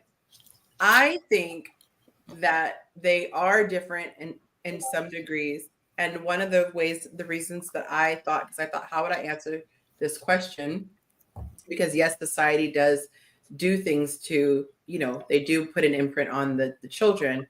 But if you look at the way that boys play and girls play, even if you're not given like toys, let's say you don't give a boy an action figure, or you don't give a girl a doll, even if they're just out in nature, boys are typically going to go and look for sticks and start banging on things. They're going to start jumping on logs. They're going to start splashing in puddles.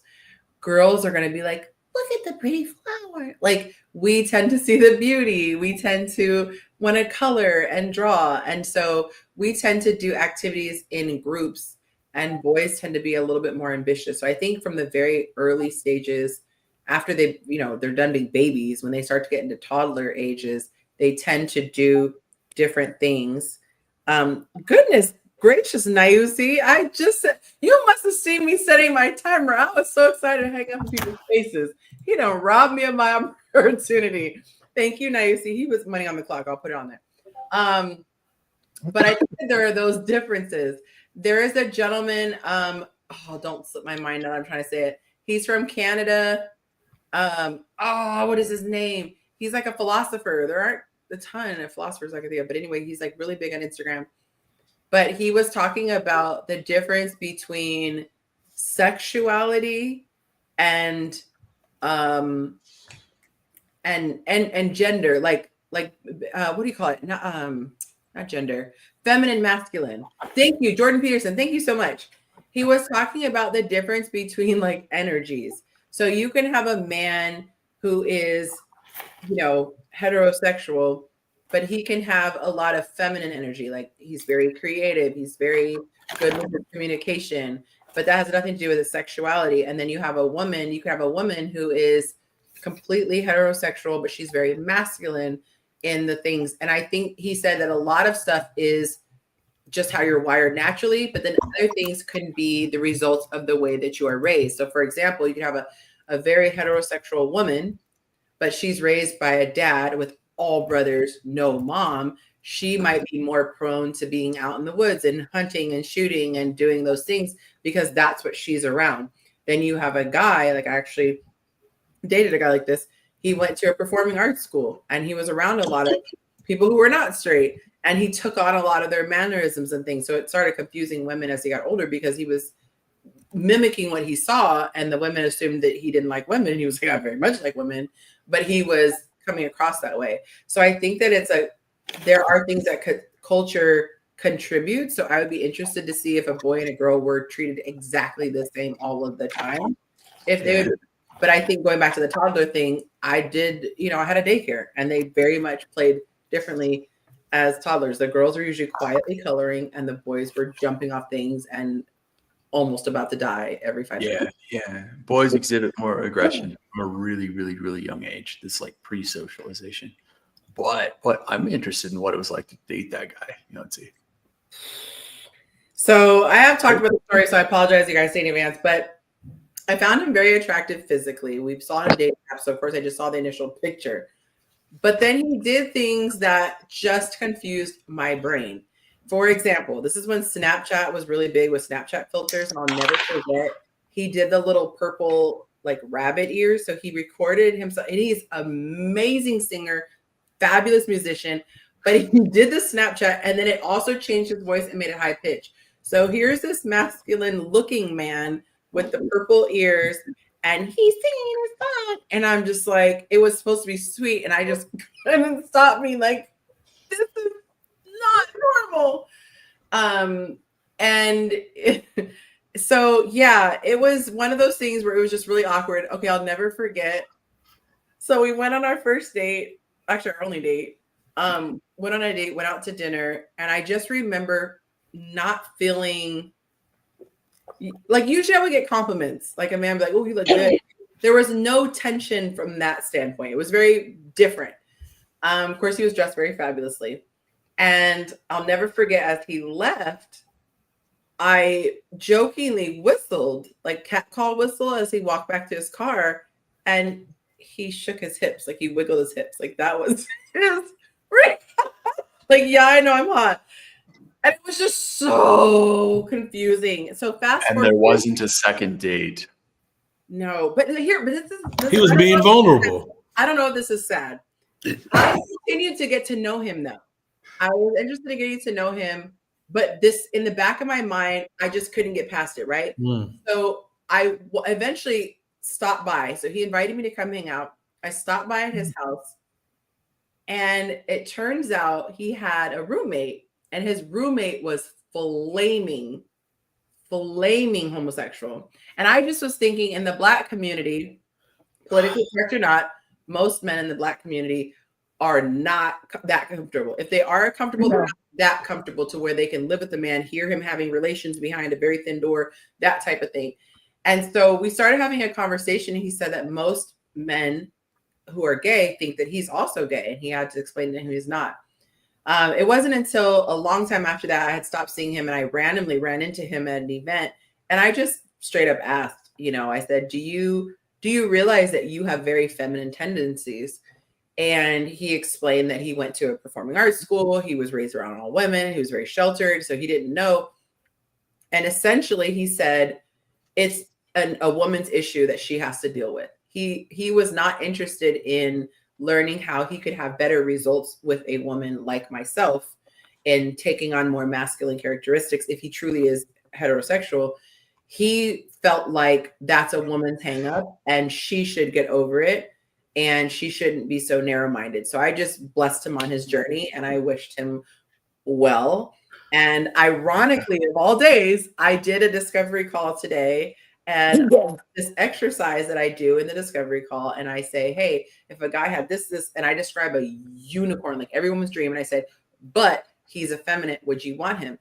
And out of 80 plus people, they were all like, ew, no, I don't care that he had all this stuff, great things. This rules it out. Well, the lady today goes, I wouldn't care as long as he was nice to me. And I said, I actually have some that might be great for you because he's a great guy. Very compassionate. My brain kept saying, I'm with a gay man. Like, it matters so much for chemistry. Like, if all those other components are there. So I'm really curious what defines non-feminine. Like what comes across? What comes across as interesting for women? What comes across as compelling for women now, especially if women can do most of the social roles? Lifting heavy stuff, it just doesn't matter that much. And I'll go out with a woman. And I get this projected onto me that I'm a masculine man. Like this has been said to me over and over. I don't get it, honestly. I'm not that super tough. I'm not I can that define it. really good at making decisions. I don't put a lot of checks in those boxes, honestly. I can explain what it is from a surface level quick interaction. One, the bass in your voice. Like it doesn't matter if a guy is super masculine, if he has a very high pitched voice, it sucks because he has no control over it. But that's something subconsciously that we as women listen to, which is why a lot of guys, when they're trying to be smooth, they try to like lower the voice a little bit, right? Yes. The fact that you are slow to speak, that speaks to masculine energy. To my brain, for example, you think of a person who's like hyper and getting flustered. That comes across as more feminine because it's less grounded. It's like it's all over the place. But it seems more calm if you have more of a static energy, that can come across to a woman as comforting, as opposed to like super angry, super this, super that, like you're just it's all over. So I would say those main things would be the things that would come across someone who didn't know you, like just off of like rip. Yeah. I mean, that's ultimately what I've picked up, is that there's something calm.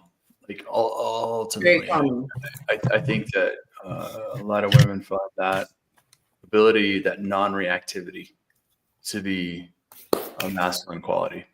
There are a lot of ways that I'm not gonna be pushed in whatever situation it is, especially situations with her, where she can throw whatever she wants at me, and I'm not going to change in certain ways. Yes, that is huge. I wish I could put little circle around it. And as feminine, we don't always consciously know that we're testing. But I say you're testing all the time. I question women who are testing consciously, but it's totally all natural for women to like I'm going to see how far I can push you, and to not be pushed. Ooh, that's really hot. And it's like I compare it to a chair. When you don't, like in a normal situation, you wouldn't think about, oh my God, is this chair going to hold me? But let's just say you sat on 3 chairs in a row in an event and they all broke. The 4th chair, you're going to be like a little bit nervous. So I think that's what, in a healthy way, feminine women will subconsciously test a man to be like, are you a safe space? Because in our feminine, we're sitting back and we're completely relying on you guys to hold us in that space, and that at least in that moment. And so if a guy seems like he's not stable, that could be scary. Willie, what are you fighting over here? He is doing his best. Give What? it to us, Willie. Give it to us. Do it. Are you still on the wiggle hips story? Yeah. Do you own a duck, Willie? Do you own a duck? No. I have a 90-pound, 6-month boar bull. That's the only dog. It's the only animal I own. Yeah, I'm not a duck. I don't even eat duck, so I'm cool. Like I'm black. Like I don't do any of that weird shit. Blackity black. Yeah, like, but yeah, a feminine dude. The way that lady said, they feel about that is how we feel about masculine women. The difference is a lot of dudes don't have the ability to turn down vagina, so they'll still sleep with these masculine women because at the end of the day, they may be masculine, but their vagina still works. So they'll just take it. But women aren't making that. They're not settling for feminine women. I mean, feminine men, just because they have functional penises, they go out there and look for men that are masculine and also have a functional penis because there's an abundance of penis for those women to be able to do that with. But what's unfortunate for these feminine men is that, again, like you could go, it just proves that like a woman cannot teach a boy to be a man. She can raise him to be an adult. A man cannot teach a daughter to be a woman. He can raise her to be an adult. Like even in that dynamic, the mother makes her a woman. The dad instills chastity, discipline, and discernment. Because that's his job as a father. With a woman, the father installs masculinity. The mom teaches how to be supportive, nurturing, and compassionate. Because that's not what he's going to get from his father. But listening to like feminine men saying, well, that's a woman's problem. No, it's your problem. It's literally your problem because you're the one that's feminine. So you're the one that has the detractor from what you're supposed to be to the women that you want to date. And when he said that, I automatically knew then that he's had a penis before because he's like, hey, worst case scenario, if I don't find a woman who will accept me, I know my gay roommate will. Damn. Like, and that's the thing. Like, you can't. It's different with women, right? So, like, if Keisha says she ate a vagina before, her dude's not gonna have a problem with that because we kind of feel like most women are 2/3 gay until it's time to eat vagina anyway. But when it comes to a dude, if her dude told her he gave a dude head once at a party or he's at summer camp, she's not gonna take him serious because he's gay. Who's giving head at summer camp though? Women can be bisexual. Men can't. Men don't get that grace. Like, okay. Why is it okay for women to be bisexual? Why isn't that like a violation of everything? Because every man or most men want to have a threesome until they do it and realize it's a lot of work. So like it's a fantasy. There is no fantasy of a woman where her man is giving another dude top. Like that's her job. Like, can I add this real quick, Willie? When you ask that question, Jack, I think women being with another woman, I'm speculating, still seems feminine. But in a woman's mind, a man being with a man stops being masculine. That becomes feminine. So I wonder if that's what it is subconsciously, why that's the double standard. Well, it's a different standard. Like it's the same thing. We have a different standard for what's okay with women to do. No, I agree. But I'm saying why two of the same sex is wrong. In most people's minds, I think it's because a woman and a woman would be seen as feminine, which is what a man wants, and a man would seem feminine, which is not what a woman wants. Like how y'all can get dressed in front of each other, titties out, everything out. Oh, I don't disagree. But then, like I promise you, me and Jake will never be having. Jack will never be having a conversation, dick and ball swinging, and just look each other in the face. It'll never happen. I saw you guys do that once. Yeah, it's super weird. It was weird. I'm just sitting eating my popcorn. I'm like even in the gym, like these two guys in a gym. I mean, these two guys in the locker room were naked. They were naked, standing like squarely. The weather was really nice today. We play college sports and we're in the military. I'm saying under normal circumstances, we're not doing it. Aside from being in the military or like when I was in college, obviously we got to do whatever. But I'm also not standing in the shower to carry a conversation on because the water is warm and the conversation is engaging. Y'all will sit like, for example, y'all will get y'all's titties done and then send pictures of your new titties and your old titties to your girlfriends. Yeah. If Jack wouldn't got his balls done, I guarantee he's not sending me nobody's getting a picture. Yeah, nobody's. You know what I'm saying? Like your grandma might get a picture. No, he might send it to my grandma, but like he's not gonna send it to his boys. What is happening with this show? That's the difference. Like y'all can get away with it. Another question? Me, Jacob, and Kevin. What's your name, champ? I forgot your name. Yeah, Kevin. We all go to the club. We're not dancing and grinding on each other None like of that. the way that y'all do. Oh my God, can you? Hey, bro, I'm in agreement with you, man. I tell my wife all the time, girls are 2/3 gay. Y'all almost there anyway. The only thing that you can determine, like if a woman is bisexual or not, is the first time she's presented with opportunity to eat coochie. I'm talking about like it's right there in her face. If she does it, she'll do it again. But if she doesn't, then she really doesn't like girls. Gay. But I'm telling you. And I would go even further, like it's time to, for guys that like watch have the lesbian, or not lesbian, but like the threesome fantasy or girl on girl action. They not watching the girls that's pegging other girls. Like they not watching the girl with the strap on. Pretending to be a boy. Yeah, it's 3 girls scissoring until like, and we're just like, what? Yeah, they just eating it. They just eating, licking, and scooting. Like, you know what I'm saying? But the moment there's a strap on introduced into the situation, you turning it off. Like, you know what I'm saying? You don't want to see that. When I used to watch porn, I had a no penis rule. It could be no other phallic objects inside the video. I feel like it's super weird for a man to watch another man have sex and then beat his meat. To me, it just never made sense to me. And I started watching porn at like when I was 7, and even back then it was girls. 7. And then I found out that I prefer women when they're bald. So like I knew that as I thought no, I don't like women with short hair at all. So let's but that's just how it's different for us. Like, and I'm not going to speak and say anybody's had a threesome or anything like that. But for those of us that have, we also understand that like it's the fantasy of it, right? But a woman had one, so that's why we can have threesomes. Women have trains ran on them. So like, and that's the difference. So a guy wanted to sleep with 4 women, that's, you know what I'm saying, orgy foursome. But if a woman sleeps with 4 men, she get a train ran on her. That's the difference. Just the standards. There's nothing sexy about a woman catching her man or even visualizing her man in the past. That's horrible. Taking penis the way she does.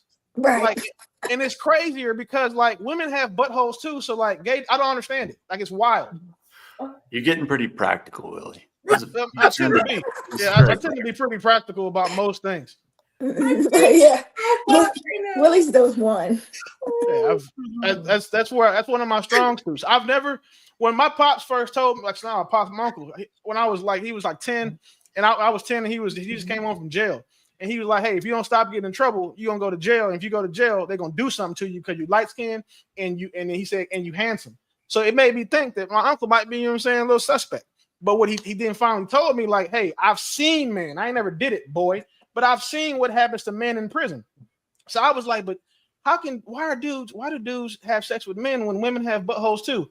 I asked him that when I was like 10 or 11. So it's never made sense to me. Like, what is it about, you know what I'm saying? Oh, I'm a guy. I think I want to like a guy now. Like, what can he do for you other than bench press more than you that a woman can? Wait, what? I said SOS help. All this because you asked men to be vulnerable. See, Wait, see? Yeah. Are we it ain't nothing more vulnerable than a man giving another man head. No. That's a hard pass for me. Oh my God.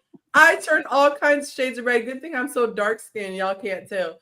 Okay. Not to add insult to injury, but I never understood why men used to say, it's okay for women to sleep together and it's not considered cheating in their relationships. I ain't never said no silly shit like that. I've known a lot of, and I'm kind of like Willie, so I've lived a great past. I'll say that. However, but I've gotten different. Yes. What does that mean, Keisha? If I slap that means that I when I was younger, I dated women. That's what that means. I'm one of those. So I don't mind saying that. I wasn't dating women. Let's hear more about that. You dated women and you dated men. How was it dating women? What was different? So here's my thing, because I always get this. People always say, well, why did you go date a woman? So I felt like at the time, I was in a place in the military where I just wanted to feel loved, right? I didn't care where it came from, who gave it to me, however, right? And I happened to run across a masculine type woman, and we talking about a long time ago, early 99 or something. But I ran across a masculine woman that I felt like treated me better than a lot of masculine men. I That's hear a lot of just women say that. I dealt with that woman for maybe 5 years, maybe 6, until she started cheating just like the men, child. But anyways, And so but then hell yeah, that's cheating. If I slap you with my left hand, even though I'm right-handed, you still get slapped. Like, but let me say this. But then, as I transitioned from that, I said, well, because people say you might as well get a man if you're gonna date a woman that look like a man. You might as well date a man. So then I started dating women that look like me, cute and petite.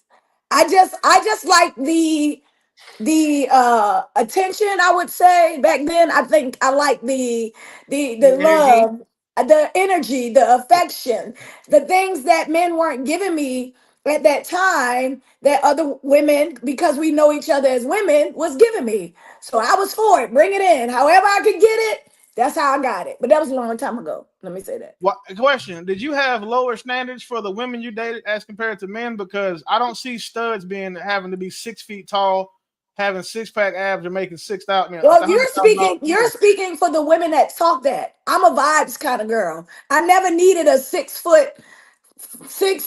feet. Y'all know what I'm talking about. I never was like that. So I can't relate to them. I'm a vibes kind of girl. You can be short, tall, medium, got, someone a little bit. I'm a vibes. So I Oh, can't relate. I was wondering, like, the bar is always typically set lower for women when it comes to dating than it is men, and studs are a perfect example of that. Yeah, that studs thing. It was a fad for a while because I think I really wanted a man, and that was the closest thing at that time. At the time that I thought I could get in a man was another woman that was masculine. But then I I heard a realized lot of women that say that. yeah, I wasn't physically attracted to a woman acting like a man. So that's when I kind of transitioned to dating feminine women like myself. Yeah, y'all both bleed still, so I mean, just it doesn't change anything at the end of the day. I've heard a lot of women say that they turn to that lifestyle because of a deficit. If they had found men that were doing it for them, they would have never strayed from that. So it wasn't like that was their default setting. Yeah. They just, I Right. can't find what I want. So Turning to women from men, it seems like that's like that fork in the road from like a woman's life path. Like her first, fun girl era is, 18 to 27. And Yeah. then 27 to 30 is her midlife crisis, and then 30 plus is her church girl era. But like instead of going to church, she decides to go to vagina. I think that I agree with you, Willie. I will agree because that was around that time in my age where I was at that fork. Like the dudes ain't acting right. Let me try this. Let me see what life is like over here. Do I want to be saved or do I want to be strapped? Like that's the decision they have to make, and it's you see it though. Like I wasn't into the strapper. So it's you know what I'm saying, like it's I feel better now that I know that it actually I have yet another example of how it actually works. But like like you said, strap 316. I didn't like that. I wasn't tells you. getting strapped. I didn't like that. None of that. I can be with a man. And Naisha, that was a perfect alley-oop for me. Thank you. I cannot. That was perfect. Thank you. I just want to ask you guys, how's the weather? How's the weather? We Right. had a torrential Really nice downpour. here in Michigan. It really is wonderful. In Texas, it's pretty warm. I'm in God is Maryland, blessing so you know us what here it's in like. Michigan. Look. Oh my God. Can you guys believe it is 2 hours in and we are just starting on number 4? Thank God we got a new question. Thank Oh my God. Man, my cheeks are hot. Okay. This is some dating advice that this coach gave for women who say they are talking to a guy, and he ain't asking them out. So this is what she had to say. And I asked the men, is this good dating advice? What do I do? Someone keeps contacting me but isn't making firm plans. I'm going to give you 3 script options or template options that you can use. 1, the simplest. Did you want to make plans? 2, we can use an I can't tell line. I can't tell from our texts if you're looking to go out or looking to go out again. And then lastly, I'll move myself up here for a sec. 3, I appreciate the texting, but I definitely can't keep it up without some plans on the calendar. Let me know your thoughts. Use any of those 3 from simplest to wordiest, I suppose, And I hope one of them works for you, because who has time to keep texting with no intention? I certainly don't. The fuck? I was cool until she said with no intention. The point of a man texting you is to get to know you. That's our intention.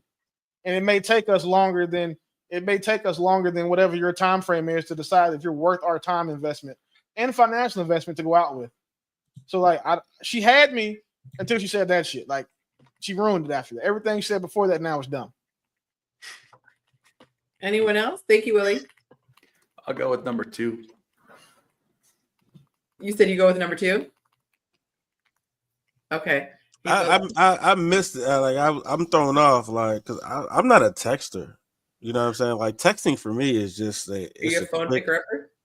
Yeah, like texting is really like, and it's impolite. It's straight to the point. Like, I'll text like, "Where's the food?" You know what I'm saying? Like, I'm a rude texter. Like, I'm so direct when it's Shit, that's not rude. The world needs more direct people. It's just it's short, direct. I don't see how you can get like a full blown conversation and get to know somebody over texting. Text is terrible. Wait, text so many arguments. It kind of depends on your conversation skills, though. Dudes, I mean, I don't have the conversation skills to be texting. Like, you know, I feel like you can do surface stuff, but you can do surface stuff, but you don't really get to know a person until you hear the intonation in their voice. You got to hear the voice, yeah. Pauses in between. Yeah, I think women need to hear. We say what we mean what we say. I need to hear a woman's voice, because if our voice is all strong and raspy, don't come over. Yonci, you're muted, champ. Oh, it's my phone. Sorry. No, I think it goes both ways. A lot of things can be lost in translation.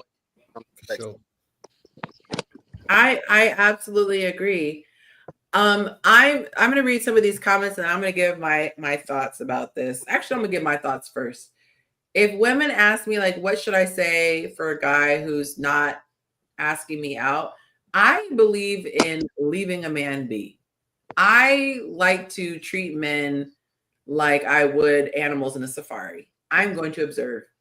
I am not necessarily going to try to change what is happening. I just want to see you in your natural habitat and see what you do. And if you're the type of dude who wants to text me for 3 months, you're probably not my guy. I want someone who is proactive, picks up the phone, wants to see my face. I'm too cute to be just FaceTiming. Like, you should want to see me in person. Ooh. So if it takes you 27, 30 business days to pick up the phone, I'm probably not with it. So I'm a little bit biased. I don't believe in like trying to spoon feed a guy when he's at the very beginning stages. Once I'm invested, yes, I'll give you some Blue's Clues. But at the very beginning, it either works or doesn't. I have never met a man who wasn't able to do what he needed to do. Like, the ones that get it. We communicate, we exchange numbers, we talk regularly, we meet in person, we decide what it is, we move on, or we stick together. It's not that deep. So if a guy is pussyfooting, as the old timers say, I take that as he's not that interested. But let's read what the guys had to say. This gentleman said, what's that? That's probably true, because it shouldn't take forever for us to make a move. I can understand, taking some time, because I agree with that. We're not going to move all that fast all the time, because there's a lot that goes into that investment, but it shouldn't take a month. Doesn't take all day to recognize sunshine, they say.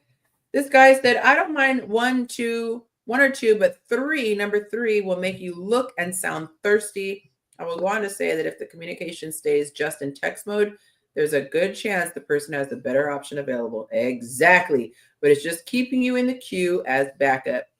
This other guy said, yes, good advice. However, like so-and-so said, if it's been a week or so, something in that connection is preventing him from doing so. When I was on dating apps and I matched the woman, we exchanged numbers.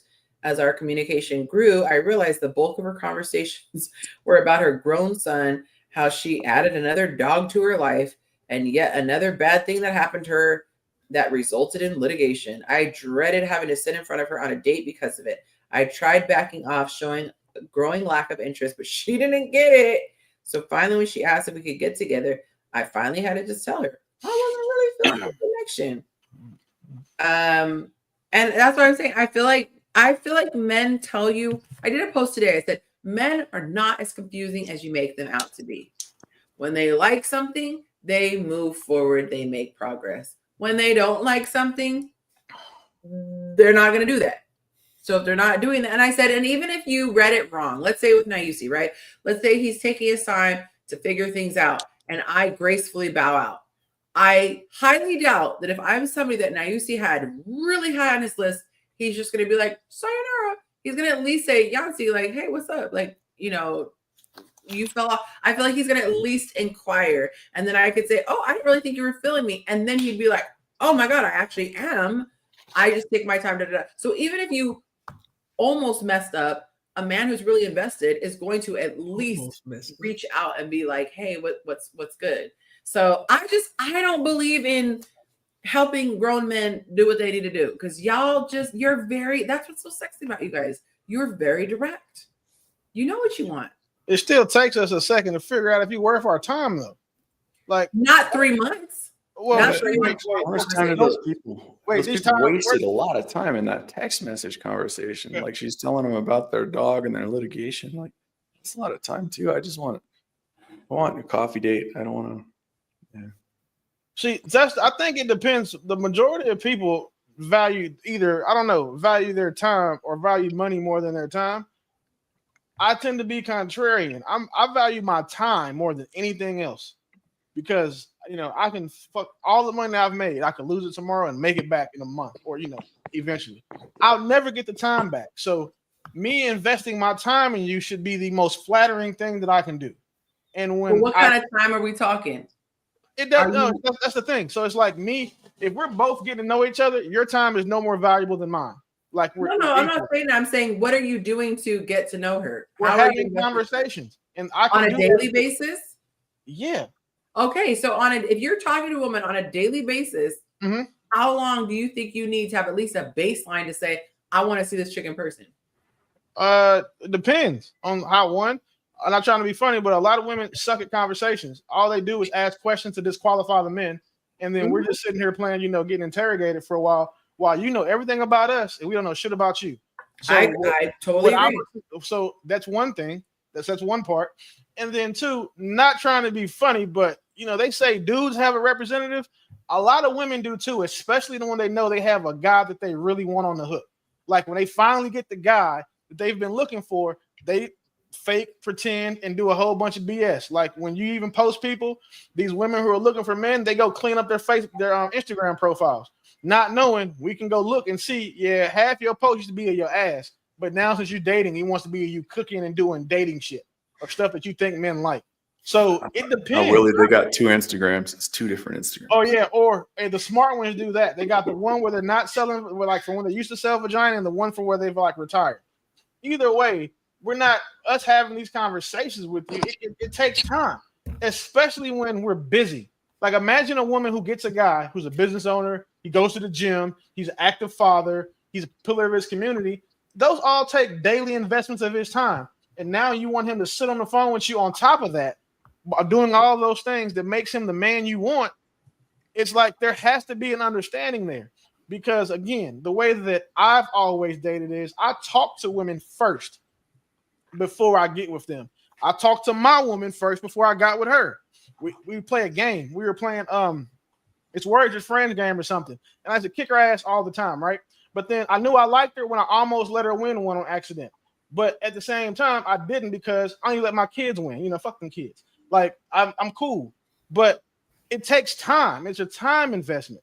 So for you just to feel like, oh well, if he's not doing it on my time frame, is it your time? Like, especially with these church girls, because most of us men want a woman who is somewhat in the church because they tend to be lower risk, even though you and I know better.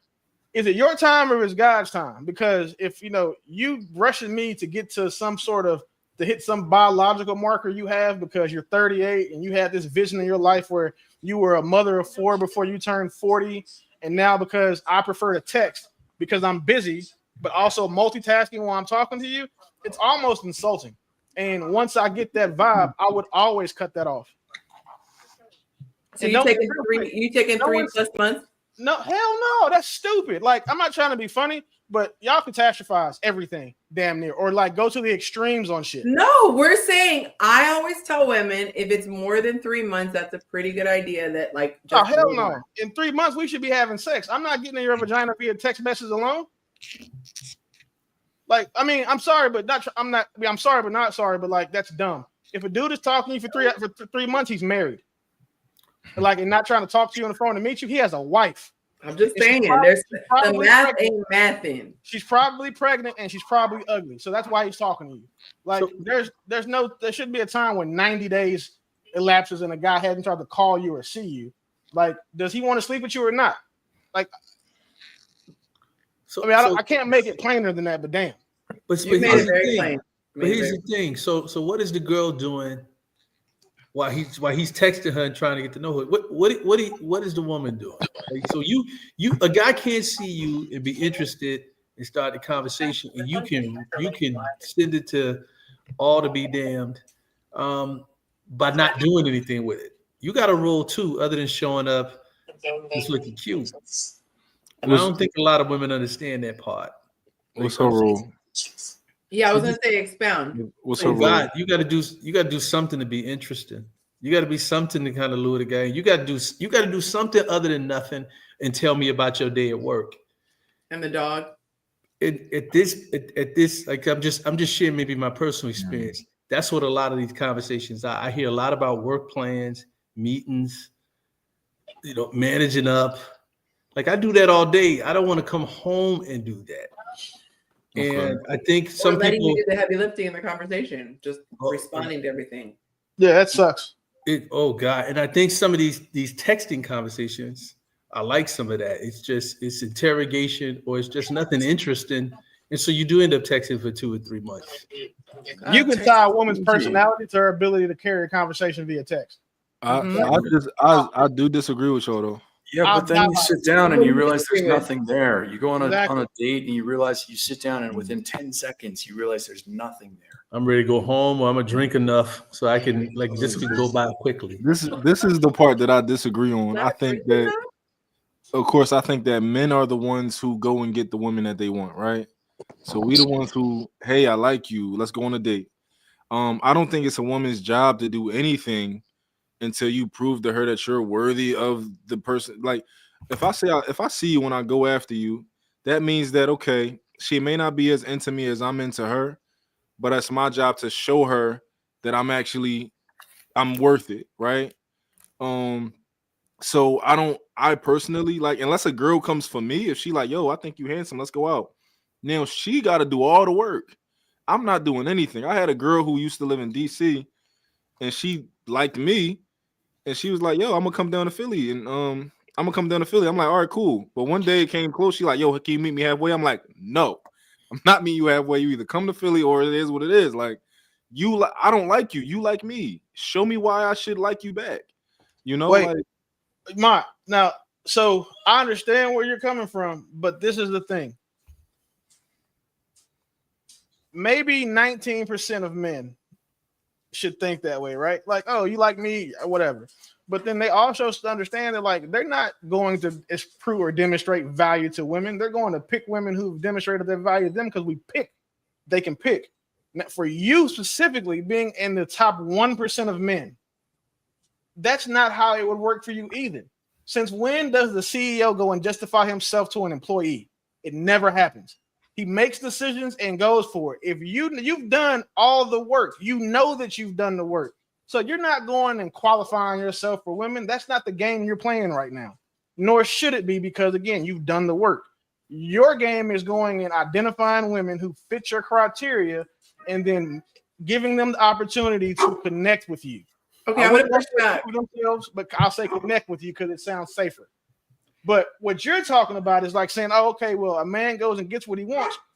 Sure. And he does that on his time and his terms. So if I choose to text you, as long as I'm making sure that you understand, like, that 2-3 month shit is ridiculous. But if it takes me 2 or 3 weeks of texting you to understand that, say, okay, you know what, I've given you ample opportunity to prove that you're worth my investment, time investment.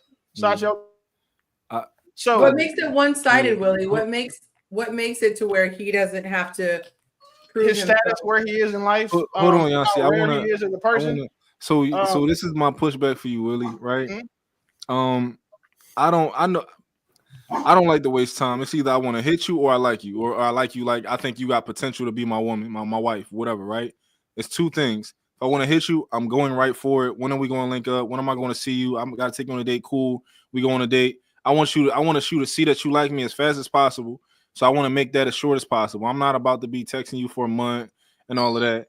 And if I really like you, I want to show you who I am, and I want to show you that I am that type of guy.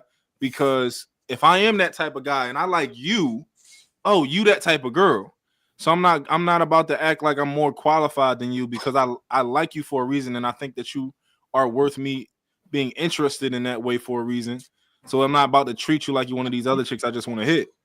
Like, no, I think that you're valuable. I think that you can add value to my life. I think that you could be a great mother. I think that you could benefit my bloodline in the future. So that's the only reason that I'm not going to treat that particular woman as if I'm up here and she down here. But at the same time, I was talking to Deja about this. I said, like, men, we go after what we want, and women pretty much approve us to go after them. So it's like in sales, right? If you, as a woman, you can only lose points. As a man, you can only gain points. So if I'm a woman, as the man, it's like, yo, I want that house, right? I see a house I want it. I'm sold. The only thing from there on, the only thing that can happen is you can talk yourself out of the sale, which is what women can do, right? So they lose points. But as a man, we're like a salesman who's like, hey, I want to sell you this house, and they don't want the house, and only thing we can do is gain by like convincing them certain things. Oh, this is the value of the house, and this and that and the third. But as a woman, like if I tell you I'm sold, like as a man, we see you and we like you and we're sold on it. You can talk us out of that. Like you can show us things like, oh, I didn't see that before. Oh, I didn't see this. Wait, but that's what we're saying here. That's what we're saying. So you saw the girl, you thought she had, you thought she was what you wanted. You stepped to her, and now she texting you all weird or saying things that just knock her down, like puts her down. Oh, it's over then. I'm not. That's what I'm saying. That's what we're talking about. A man will talk himself out of more vagina than he ever talks himself into. Absolutely. Like that's just one of the well-known facts for life. Like you'll always, as much vagina as you've talked yourself into, you have talked yourself out of more. You just may not realize it. Like you could have said some shit to one girl that other girls heard you say and they didn't like it. They're like, no, I can't fool with him because he thinks or said that. But when it comes to like the hierarchy in dating, like especially when you're intentional, you're looking to be married, women don't have leverage there. Like if you were out here in the streets trying to just, clap cheeks, blow backs out and run it up like Wilt, then you're at their mercy because they control what you're trying to get. But if women are trying to get married, it's not on the man to be the one. It's for them to become the one because they're the one. Now they've become the one that a man is going to choose. If you look at any, like say Kevin's wife, she was a woman that he chose. Like, it's not like, saying that he had to jump through hoops. He wasn't outside holding up boom boxes, like, singing love songs and shit at night and out the window in the rain. You know what I'm saying? Or calling her his cinnamon apple, all talking his gear, whack. His clothes, he wasn't doing all of that stuff, right? You know what I'm saying? He picked her. Now, and the unfortunate thing is the guys have to do that shit or the women don't want anyway. I gotta push back, Willie. Okay.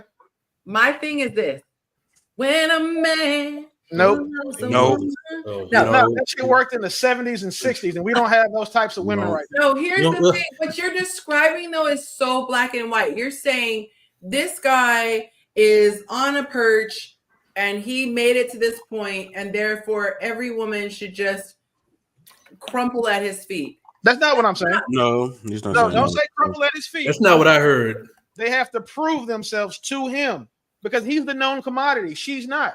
She, like, people look at Mont and know. You can tell from Mont he's high earning.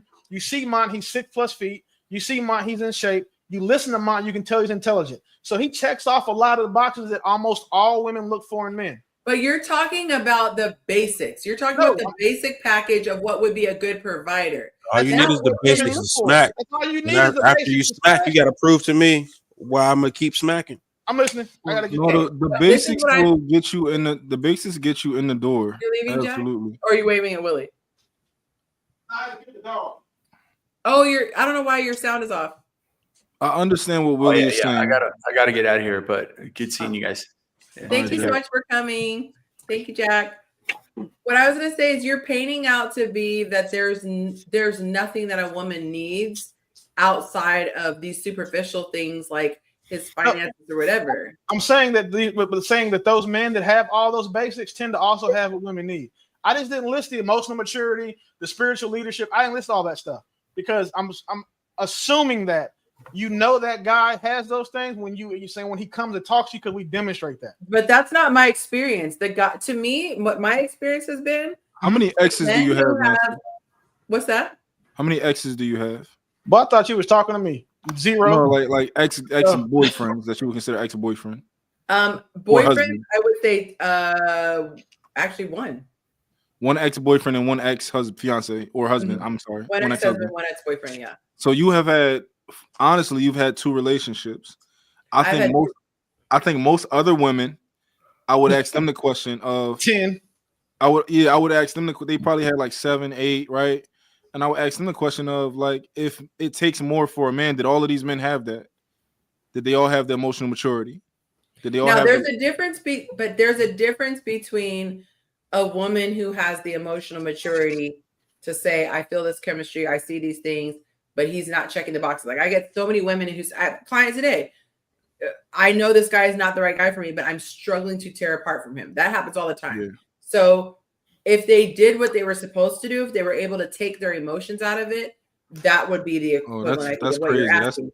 That's in a perfect world.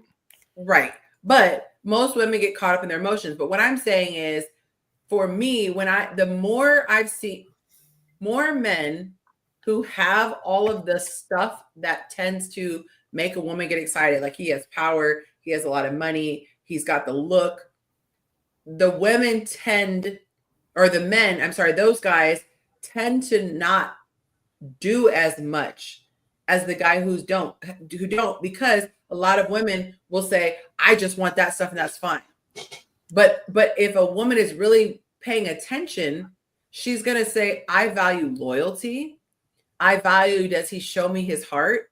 All this stuff. Most of those guys that have all that, they feel like I can get any woman. So they're less afraid of losing the woman, which makes them less tender, less vulnerable, less all the things that a woman like me would want to have. So I take issue with the idea that this guy doesn't have to do anything performative because his resume is speaking for him. Like your resume might be great. Let's say, like, I know your stuff, right? I know your situation. I know what you've got going on. But if in an alternate universe, I was single and you were single, you would still have to prove yourself to me that you'd be a good husband for me.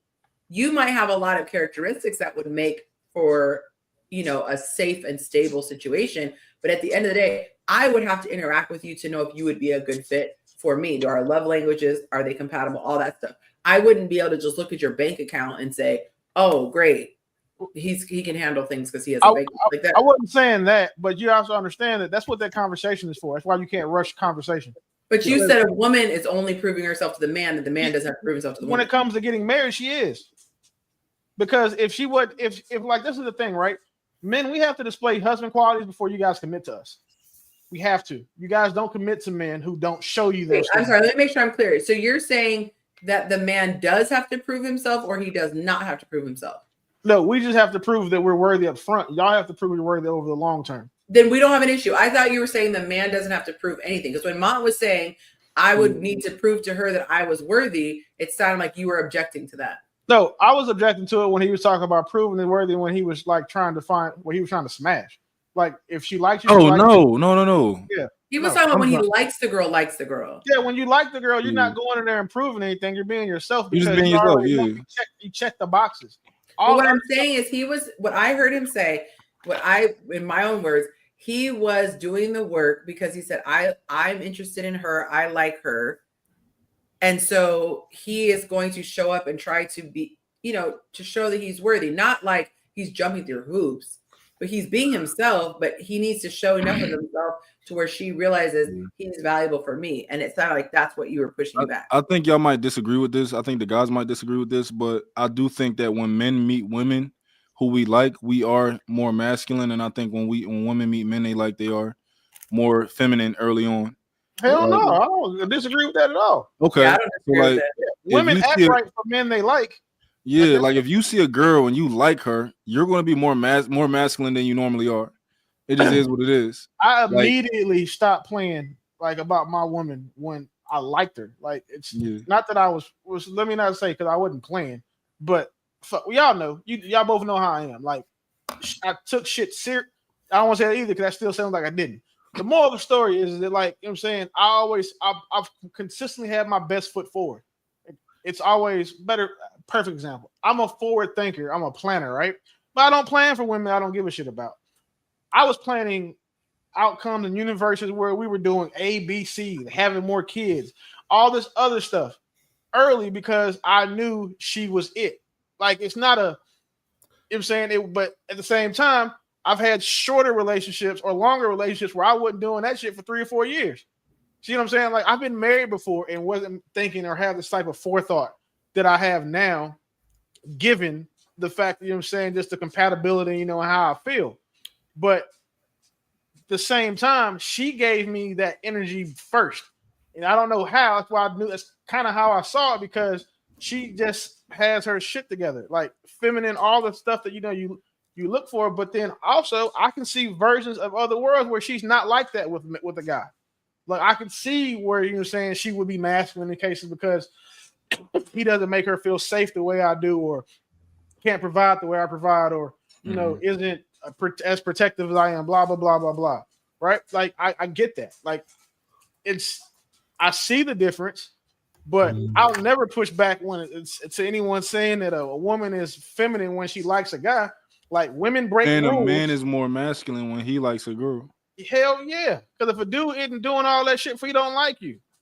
Yeah. Is it more masculine or he just more intentional? Are we saying I think intentional? I think you get more like I think like you like, yo, I want to protect you. Like I want to, like, it's just certain things you get a little bit more you get more intentional. You get like I think you get more masculine in general. Like you just feel more like, yeah, like you, I don't know, like you mind, like type.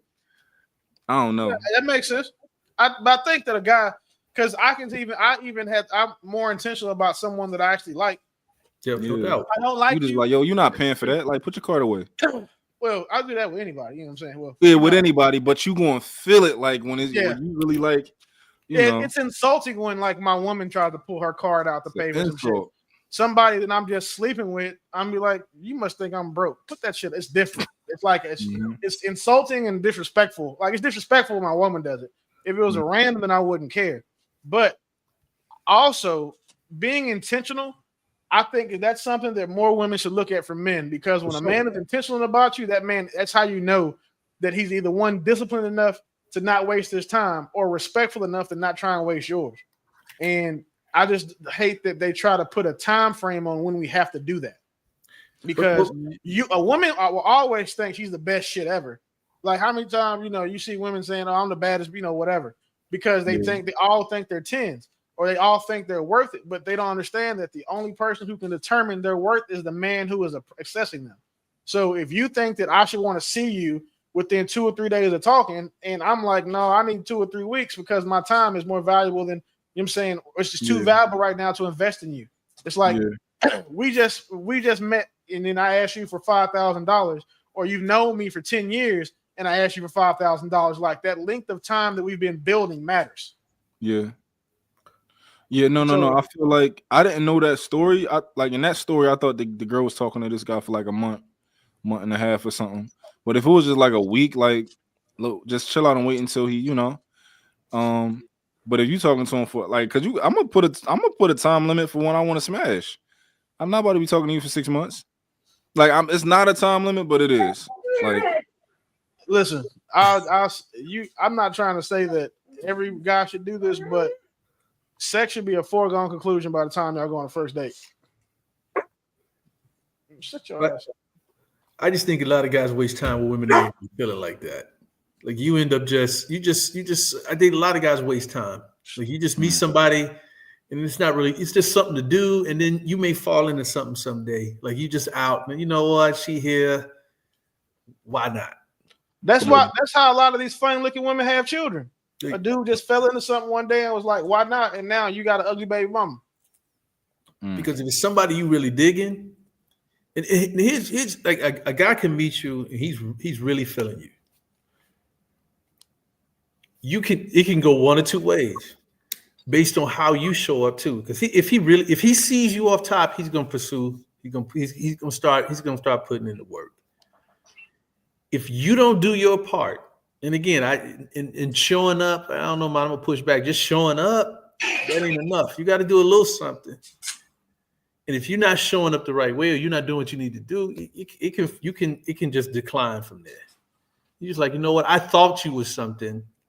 We didn't talk for a minute. It's sometimes one conversation. It turns off of one conversation. You're just like, you know what? This ain't it. And you fall back. And I think these videos where guys texting 9 times out of 10, that little video we just saw, there's a high chance that she probably did something that he just like, yeah, whatever. Like she fell down on the list. Like he maybe he does have a rotation. She fell farther in the rotation because she wasn't really talking about nothing. Well, she did something that just wasn't. He just like, you know what? I ain't wasting my time with this. He'll catch her one night slipping, and he'll, you know what? She'll say, "Well, make plans," and then he'll make them, and then the next thing you know, she's just a statistic.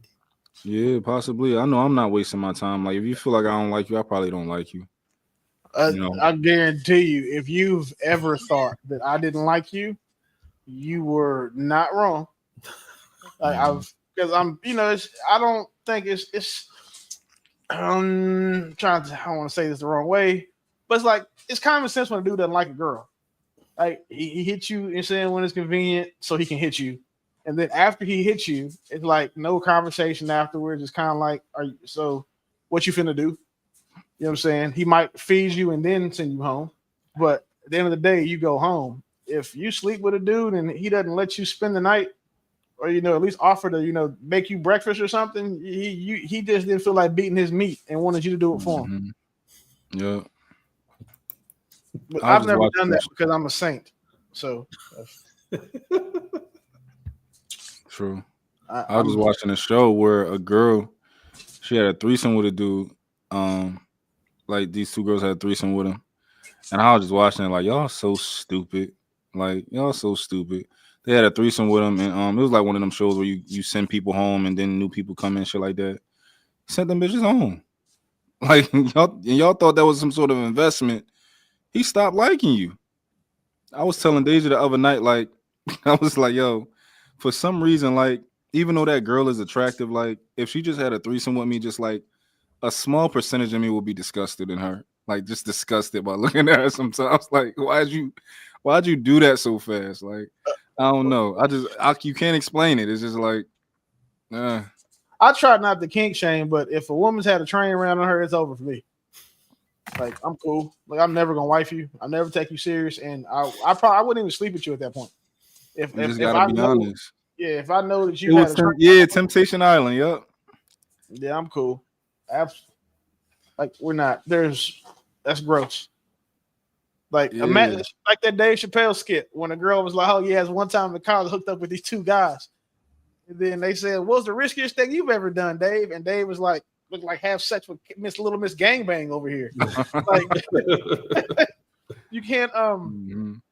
You really can't. There's a certain shit that like you will disqualify you. I need Yonci to put this next topic up because what's the next topic? This is where I draw the line. The next one is wild. Hold on, I'm gonna text her so she'll do it. Ouch. Like Yonci, like she on part time now. Like she come late, leave early. Like yeah, but I'm gonna tell her the clock stop when you're not on camera. It's only fair. But and my dog is trying to snatch my crock off my shoe, off my foot. Oh my God. We keep having all these same people that come in the comments, but they'll never want to come on the panel. Like, you notice we don't make fun of people on the panel. We make fun of people in the comments. So the panel is where it's actually safe. True that. I don't think we've ever, I mean, unless you're a dude, then if you're a dude, you get made fun of anywhere. What's this next video about? The next thing we're supposed to look at is the topic number 5 is would you carry your woman's purse? Carry your woman's purse? What you mean? Like what? Like, would you, like, y'all, I guess if y'all are out and she wanted you to carry her purse, would you do it? Why would she want me to carry her purse? Bro, I listen, I can't see a scenario. I asked, and when I asked mom, she said, well, what if I got to try on clothes? It's a hook in there, girl. I'm not, take your purse with you. Like, I was raised not to, a man doesn't touch a woman's purse. Like, you couldn't, even if you asked me to go in your purse and I'm right there in front of you, I'm not going to do it. I'm going to bring it to you. And then you're going to go get what you want. I don't go in women's purses. And if I bring it to you, I'm going to hold it up in the air like it's some shit, like it's shit on it. I'm not going to be comfortable carrying it because it's your purse. Like, that's just that's a boundary that I just don't cross. Damn, okay. If it was my wife, like, my mom wouldn't do it, but my aunts would be like, hey, go get my purse. I don't know. And then they'll get mad at me. And I was like, well, call my mama because I'm not doing it. I don't touch women's purses. Okay. I don't know why that's a thing. I touch your purse though. I go in it too. Not if I don't know you, but my girl, like I'll go in your. One time she got mad. I got mad at her because I went in her purse, and she damn near slapped my hand. I'm like, oh, it's like that. Okay, I'm like, okay, it's like that. Don't touch none of my shit. Don't touch none of my stuff. I mean, I don't know, bro. It's just like I feel like I think what she was trying to teach me was like, it's just a thing that men shouldn't do. And my dad was like that. And my dad only had, like, my mom has all sisters. Fix your hair. My mom has all brothers, right? It's different for them. But what was funny is that, like, my dad said the same thing, like, men don't go in women's purses. So that was one of the few things that him and my mom actually agreed on. I know. I think I'm 41. I'm not young. I need to understand. I need to understand like why that is. That's one of those things that I just disregarded because I thought it was like just women being insecure. Like, oh, you have a tampon. Like before, I feel like women used to get made fun of for like stupid shit like having tampons and stuff like that. Like, why is that embarrassing? It was because I made fun of him for it. So I'm not gonna hold you. I was definitely that kid. So I think it stemmed from stupid stuff like that. That's why I don't pay it no mind. Like, so I don't know. Either that or like you just mad because your purse dirty. Like, clean your purse then. That's not my fault. Clean your purse. Hey, women's purses are, listen, never mind. I'm not gonna go on that rant. I'll just say that y'all purses be full of bullshit. Just stupid stuff. Like, Honey, there's that dress I love. Will you hold this? Yes. Nope. Absolutely. Yes, I will, hon. Hold you.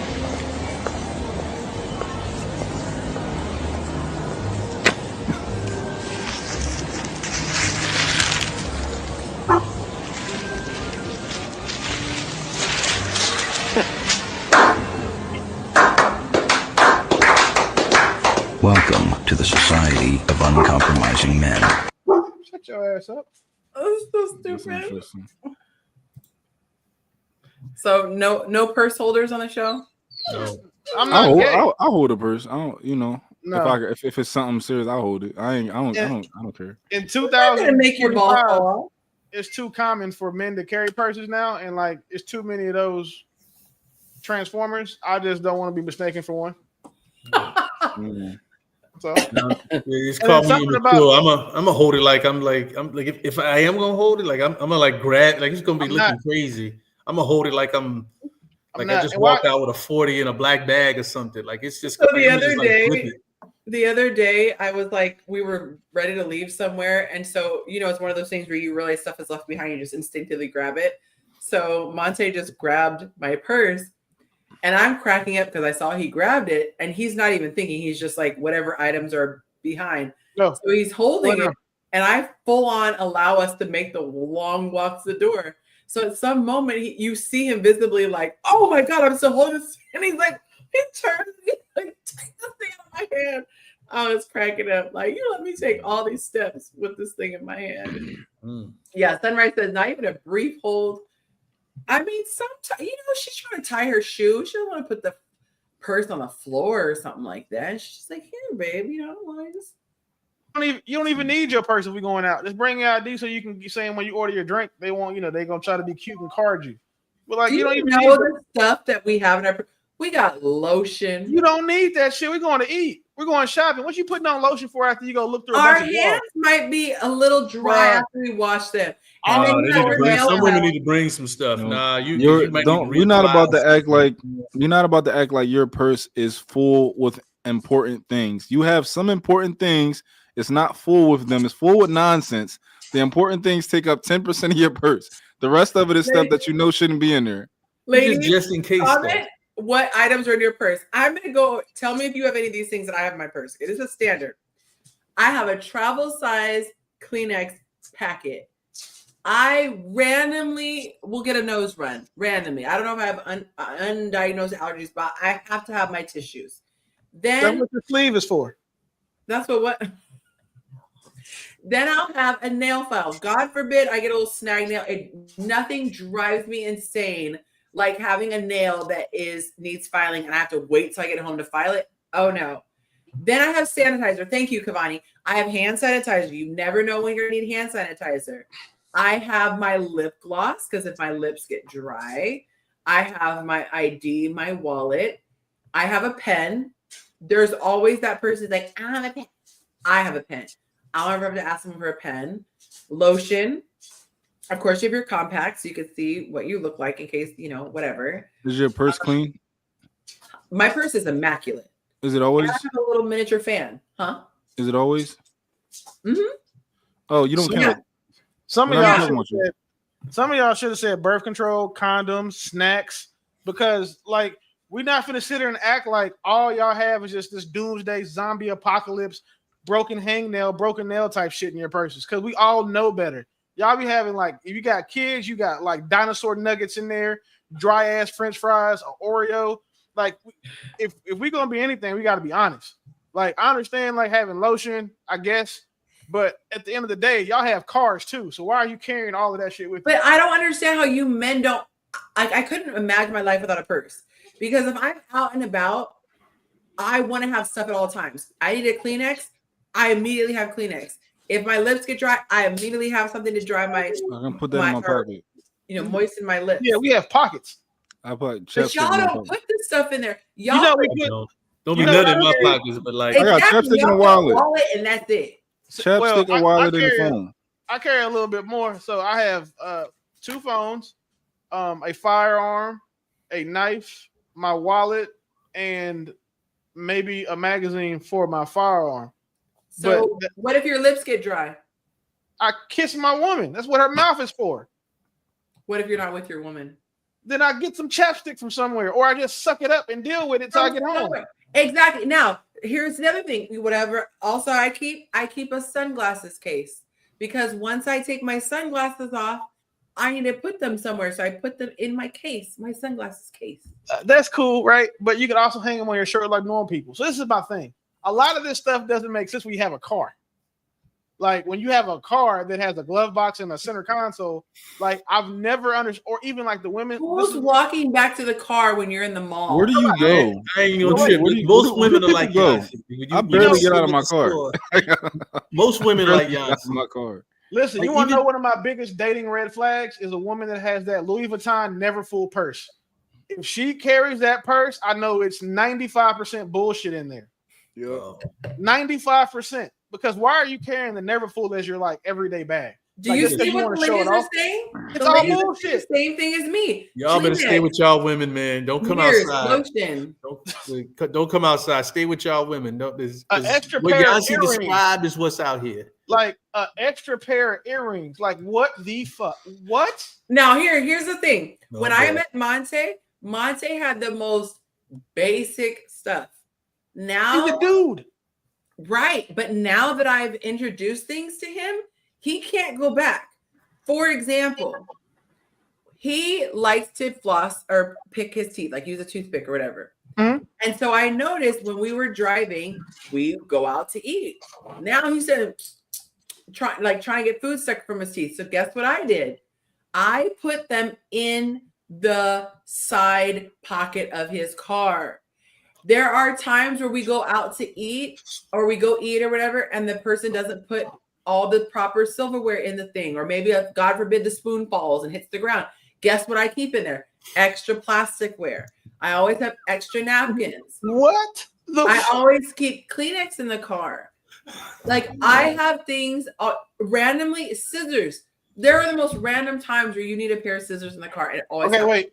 I'll give you the scissors, right? Because I carry a knife and a multi-tool, so I'll give you that. You know, but I could carry things that would help me protect and save my life. I also keep Walmart bags in my car, the little trash bags. In your car is cool. Like, we understand y'all treat y'all car like an extra closet. No problem. But I just want to point out one thing. Sunrise said, and I quote, "I have extra rings in my purse and a necklace. It's convenience." What the fuck? Yeah, you got to explain that one, Blondie. Like, that's what I'm saying. Like, Sunrise and Blondie's agreeing. Do you know? So I'm gonna take every watch I have and like, okay, you know what? Today, I'm going somewhere. I'm going to school today. Maybe I shouldn't wear the Arm 11. I should put on like a Casio watch. So I'm gonna bring all my watches so I can. What? Like, I'm trying to. I swear sometimes, man. Like, that's why I'm so happy when we go to events. They say you can't bring but this big of a purse in. Yeah. And then you'll see the girl at home getting dressed and like trying to consolidate and drop, like switch. That is the scariest when you go somewhere and they say you can only bring a little bit. I'm like, seeing the bullshit. A hair tie. There's now we support, and you don't have a hair tie. All men support hair ties. Like we definitely want you to keep a hair tie handy. Now that one I understand. I have hair ties, but it's a baby girl. But if I had to steal one for some other things, I would. And then so I get the hair ties. Like, I'm unanimous. Everybody should have a hair tie. But see, then nobody say that shit. She said rings, some body butter. I think like a bunch of other weird like hygiene shit. Like she probably got like dry shampoo in her purse. Like it just seems like if you want to live out your purse, then like why do you have a car or an apartment? And then don't let it be that time of the month. She got to have all kinds of. Well, that's different. You got to keep all the coochie diapers everywhere. That makes sense. Coochie diapers. Not coochie diapers. It's toilet paper. Just a bunch of toilet paper. They just take it and roll it up. That is the most extreme. Somehow you were caught off guard. No one is ever opting for that. She said a mini perfume. Hey, wait. So listen. It's messed up. Y'all keep perfume on y'all. If a dude keep perfume in his car, y'all swear we a hoe. I mean, when we keep our cologne in the car, it feels like oh my god, like women are trauma bonding over their fucking like hoarding.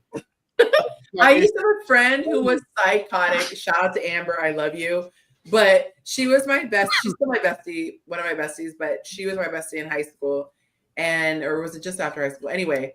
Whenever I'd hang out with her, she'd guilt trip me and be like, spend the night, don't go home. And I would be so annoyed because I wear contacts. So I'm like, first of all, my eyes are going to be all dried out. I don't want to wear the same clothes. So I literally had to have an emergency Amber pack in my trunk.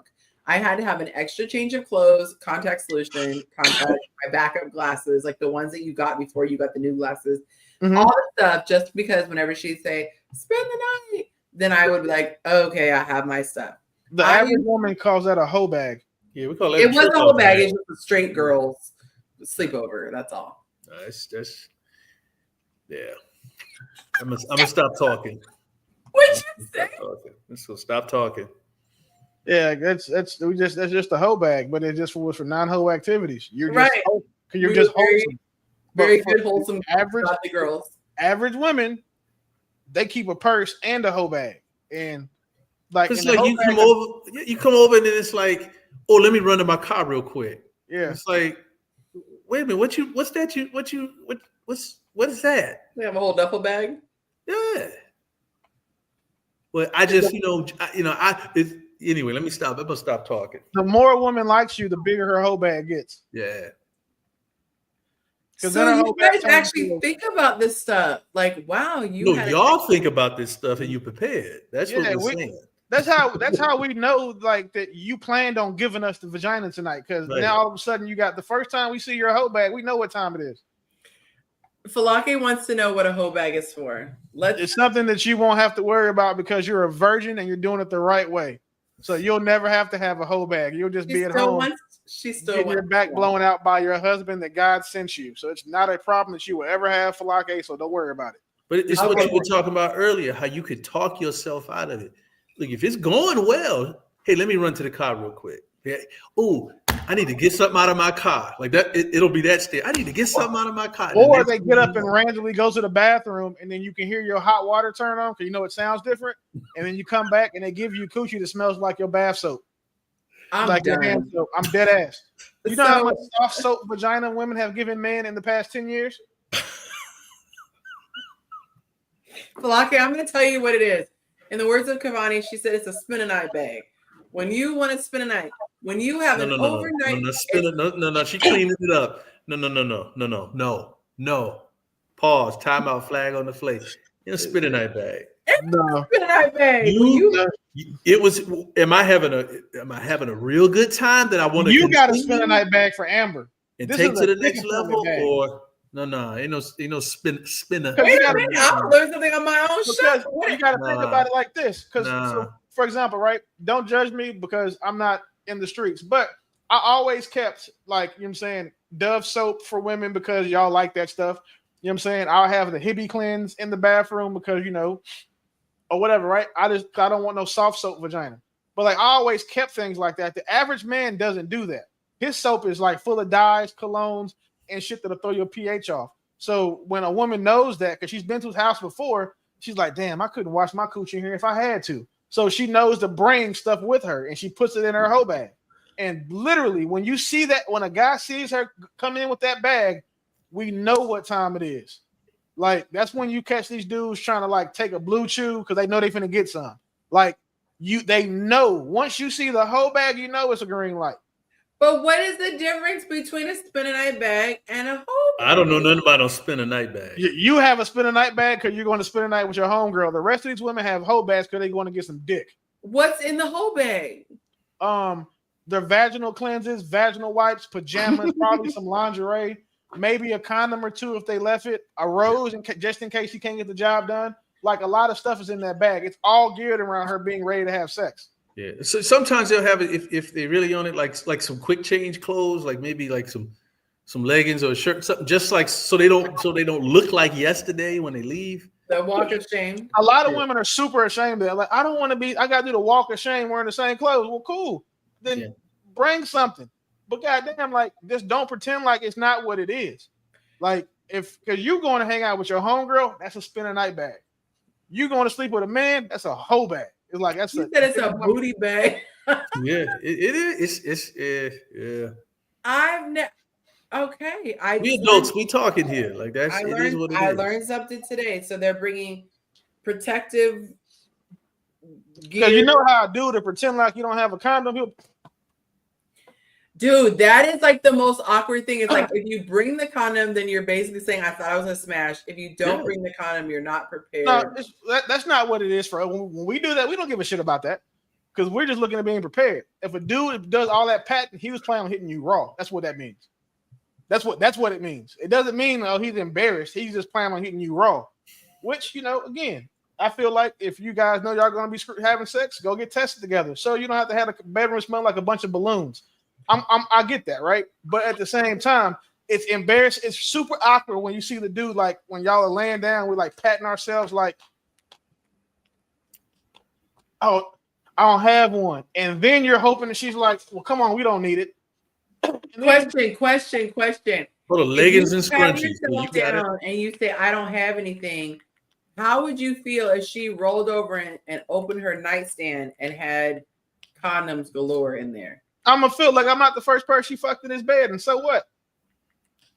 It's my turn now. I don't care about that. I'm not worried. Like, at least I know you wasn't taking raw penis. I'm not trying to be there's funny. that. It's 2025. It's different out here. In my mind, condom penis doesn't count. So if she's been using condoms, like, for me personally, in the way that I date, that's not a problem I have. I don't sleep with someone I have to protect myself from. You said it doesn't count, meaning that doesn't add to her body count either? No, it doesn't add to me. It doesn't make me look at her any less. You're doing too much. You're doing Oh way no, too much. every inch of dick she's had, regardless if it's balloon covered or not, counts. But as far as like me looking at her differently, like no. If she was with 20 dudes and used condoms with 19 of them, I commend her for that. Ladies and gentlemen who are watching us tonight, the three of these people are in a healthy, good relationships. If you can find one, stay there. Don't come out here because this is what's happening out here. Don't come outside. Stay home, stay happy, stay together. Don't come outside. Don't come out here. It's I don't like it out here. Jacob, why won't you let me set you up then? Because we have to talk. Let's talk offline. Never mind. I was about to ask the question for him. My bad, Jacob. My bad. Let's talk offline. Here's what I think. Let me say that. Here's what I think. I think Yonci be plotting on me sometimes because some stuff be happening. I say she behind this. I'm innocent until that's the thing, Jacob. You gotta look at it though. It is not again. I'm talking about men, so I don't have to be like kid glove. Of all the men that follow Yonci, you're in the upper echelon of those men. So of course she's always got a woman in mind for you because you embody the types of things that a lot of women that she deals with look for. So not to say that you should be flattered or anything, but if anything, I would be flattered. If like Yonci was if I was single and Yonci was always trying to hook me up, I'd understand. But then I'd be a little flattered, like, well, damn, you trying to, get me married, or let's kind of like being the girl on a club flyer. You're like that girl for her, but you're a dude. Yeah. So like you're the dude on the Yonci flyer for dating because women say, oh, it's men like that in her following. Let me go follow. It's just advertising. Like, I tried playing that with her.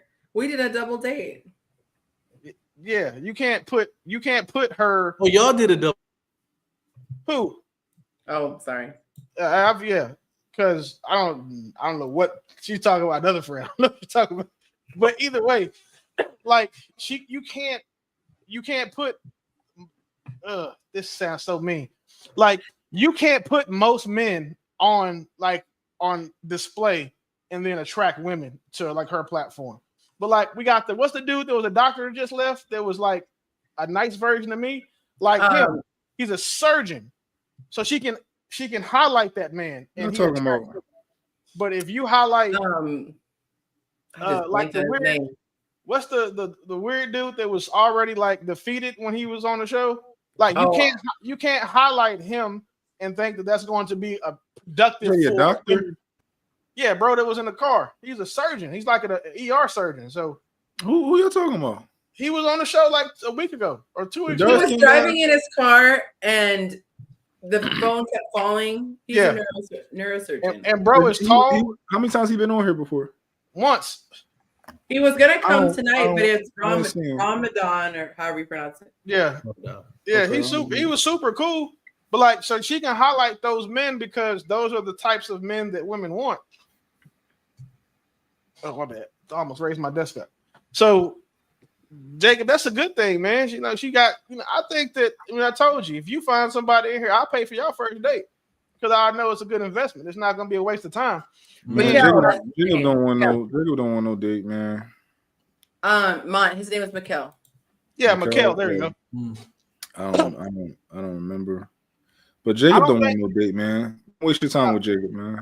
Don't waste your time with Jacob. Waste your time with him, man. Jacob don't want no date. He don't want with the average women. It ain't like he can't. It ain't like he can't find no woman. He just keep denying them.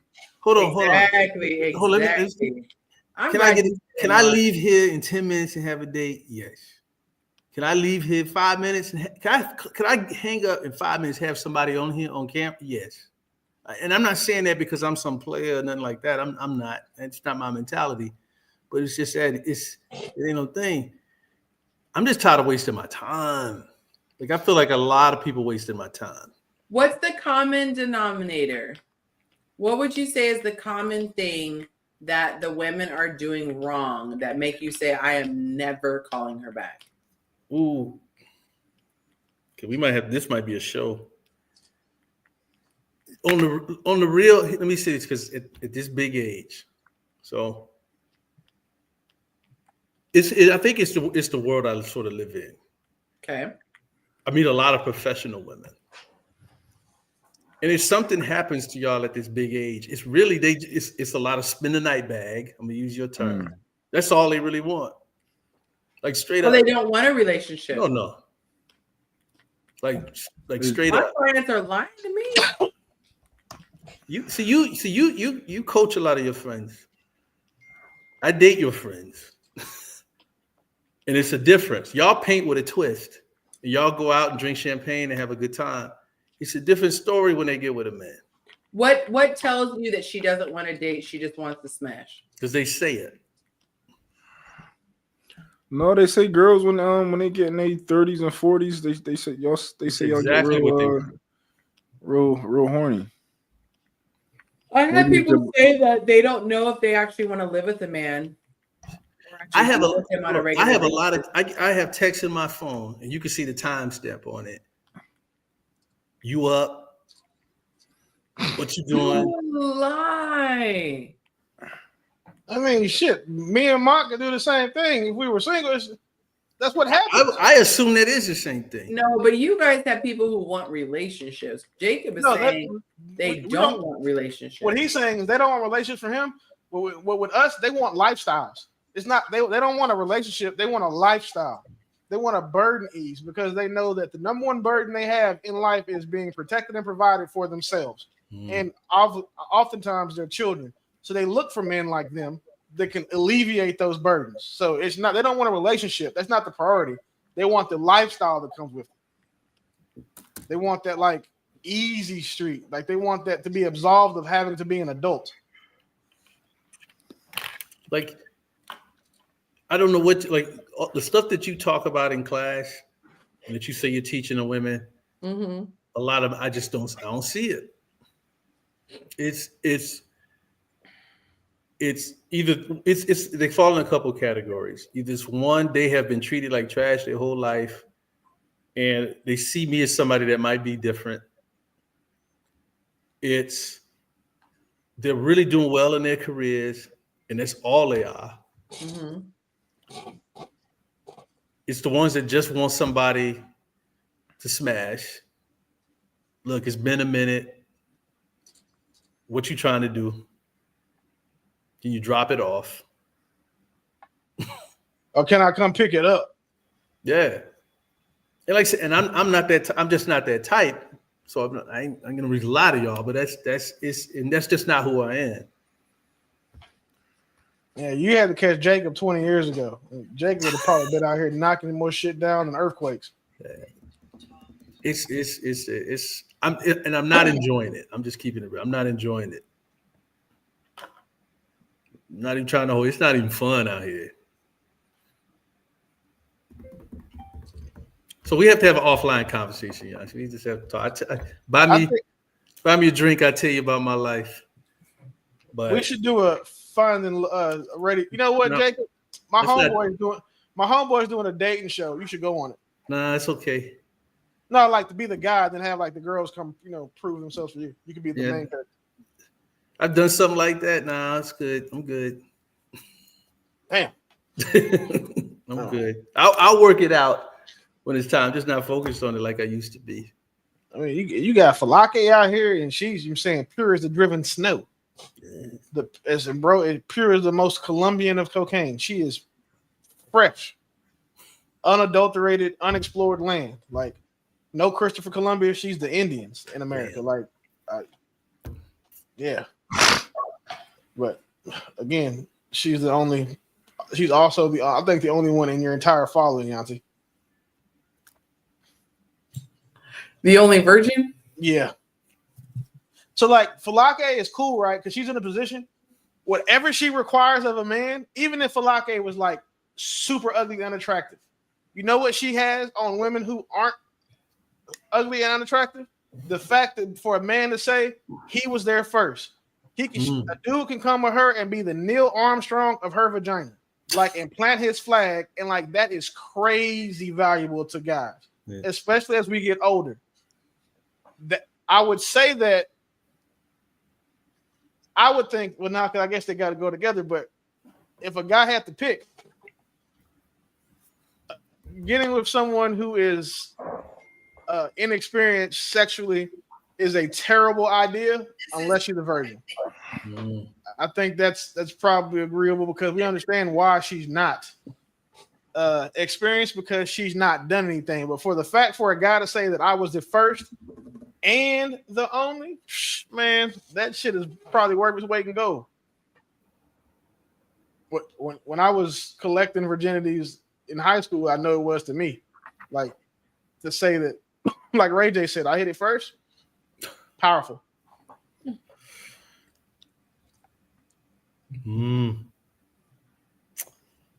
Yeah, we have talk offline. Pop the balloon. Jacob Edition got it. Okay. I got questions now. Yonci. We got to talk offline. I got questions. Yeah, they said, "What's your age range?" Who's they? Falake. Who's Falake? Who's Falake? Why are you questioning just a question? Why are you trying to figure out who's asking? They just want to know what your age range is.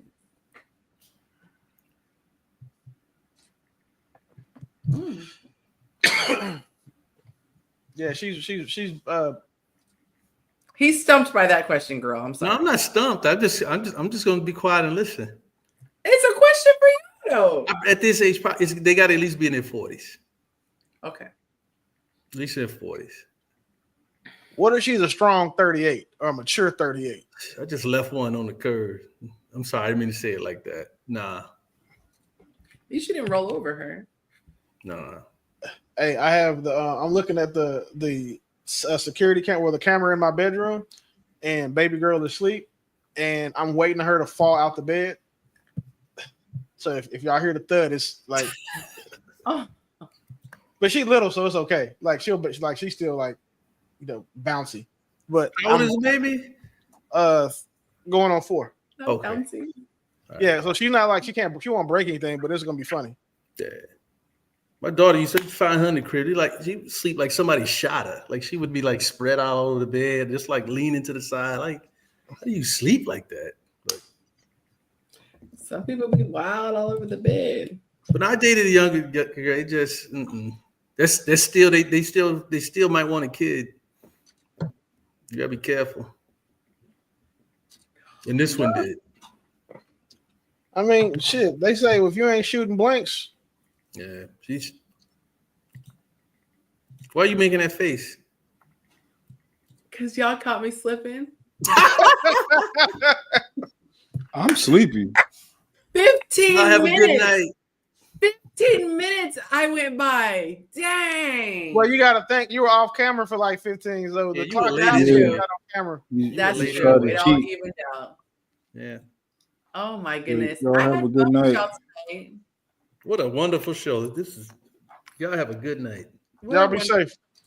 I appreciate y'all. Check your text messages, Billy. All right. Have a good night, everyone. Thank you for coming on the show. You take care. Oh, he's muted at this point. Y'all be safe. I'll see you guys next Thursday. All right. Shit, what?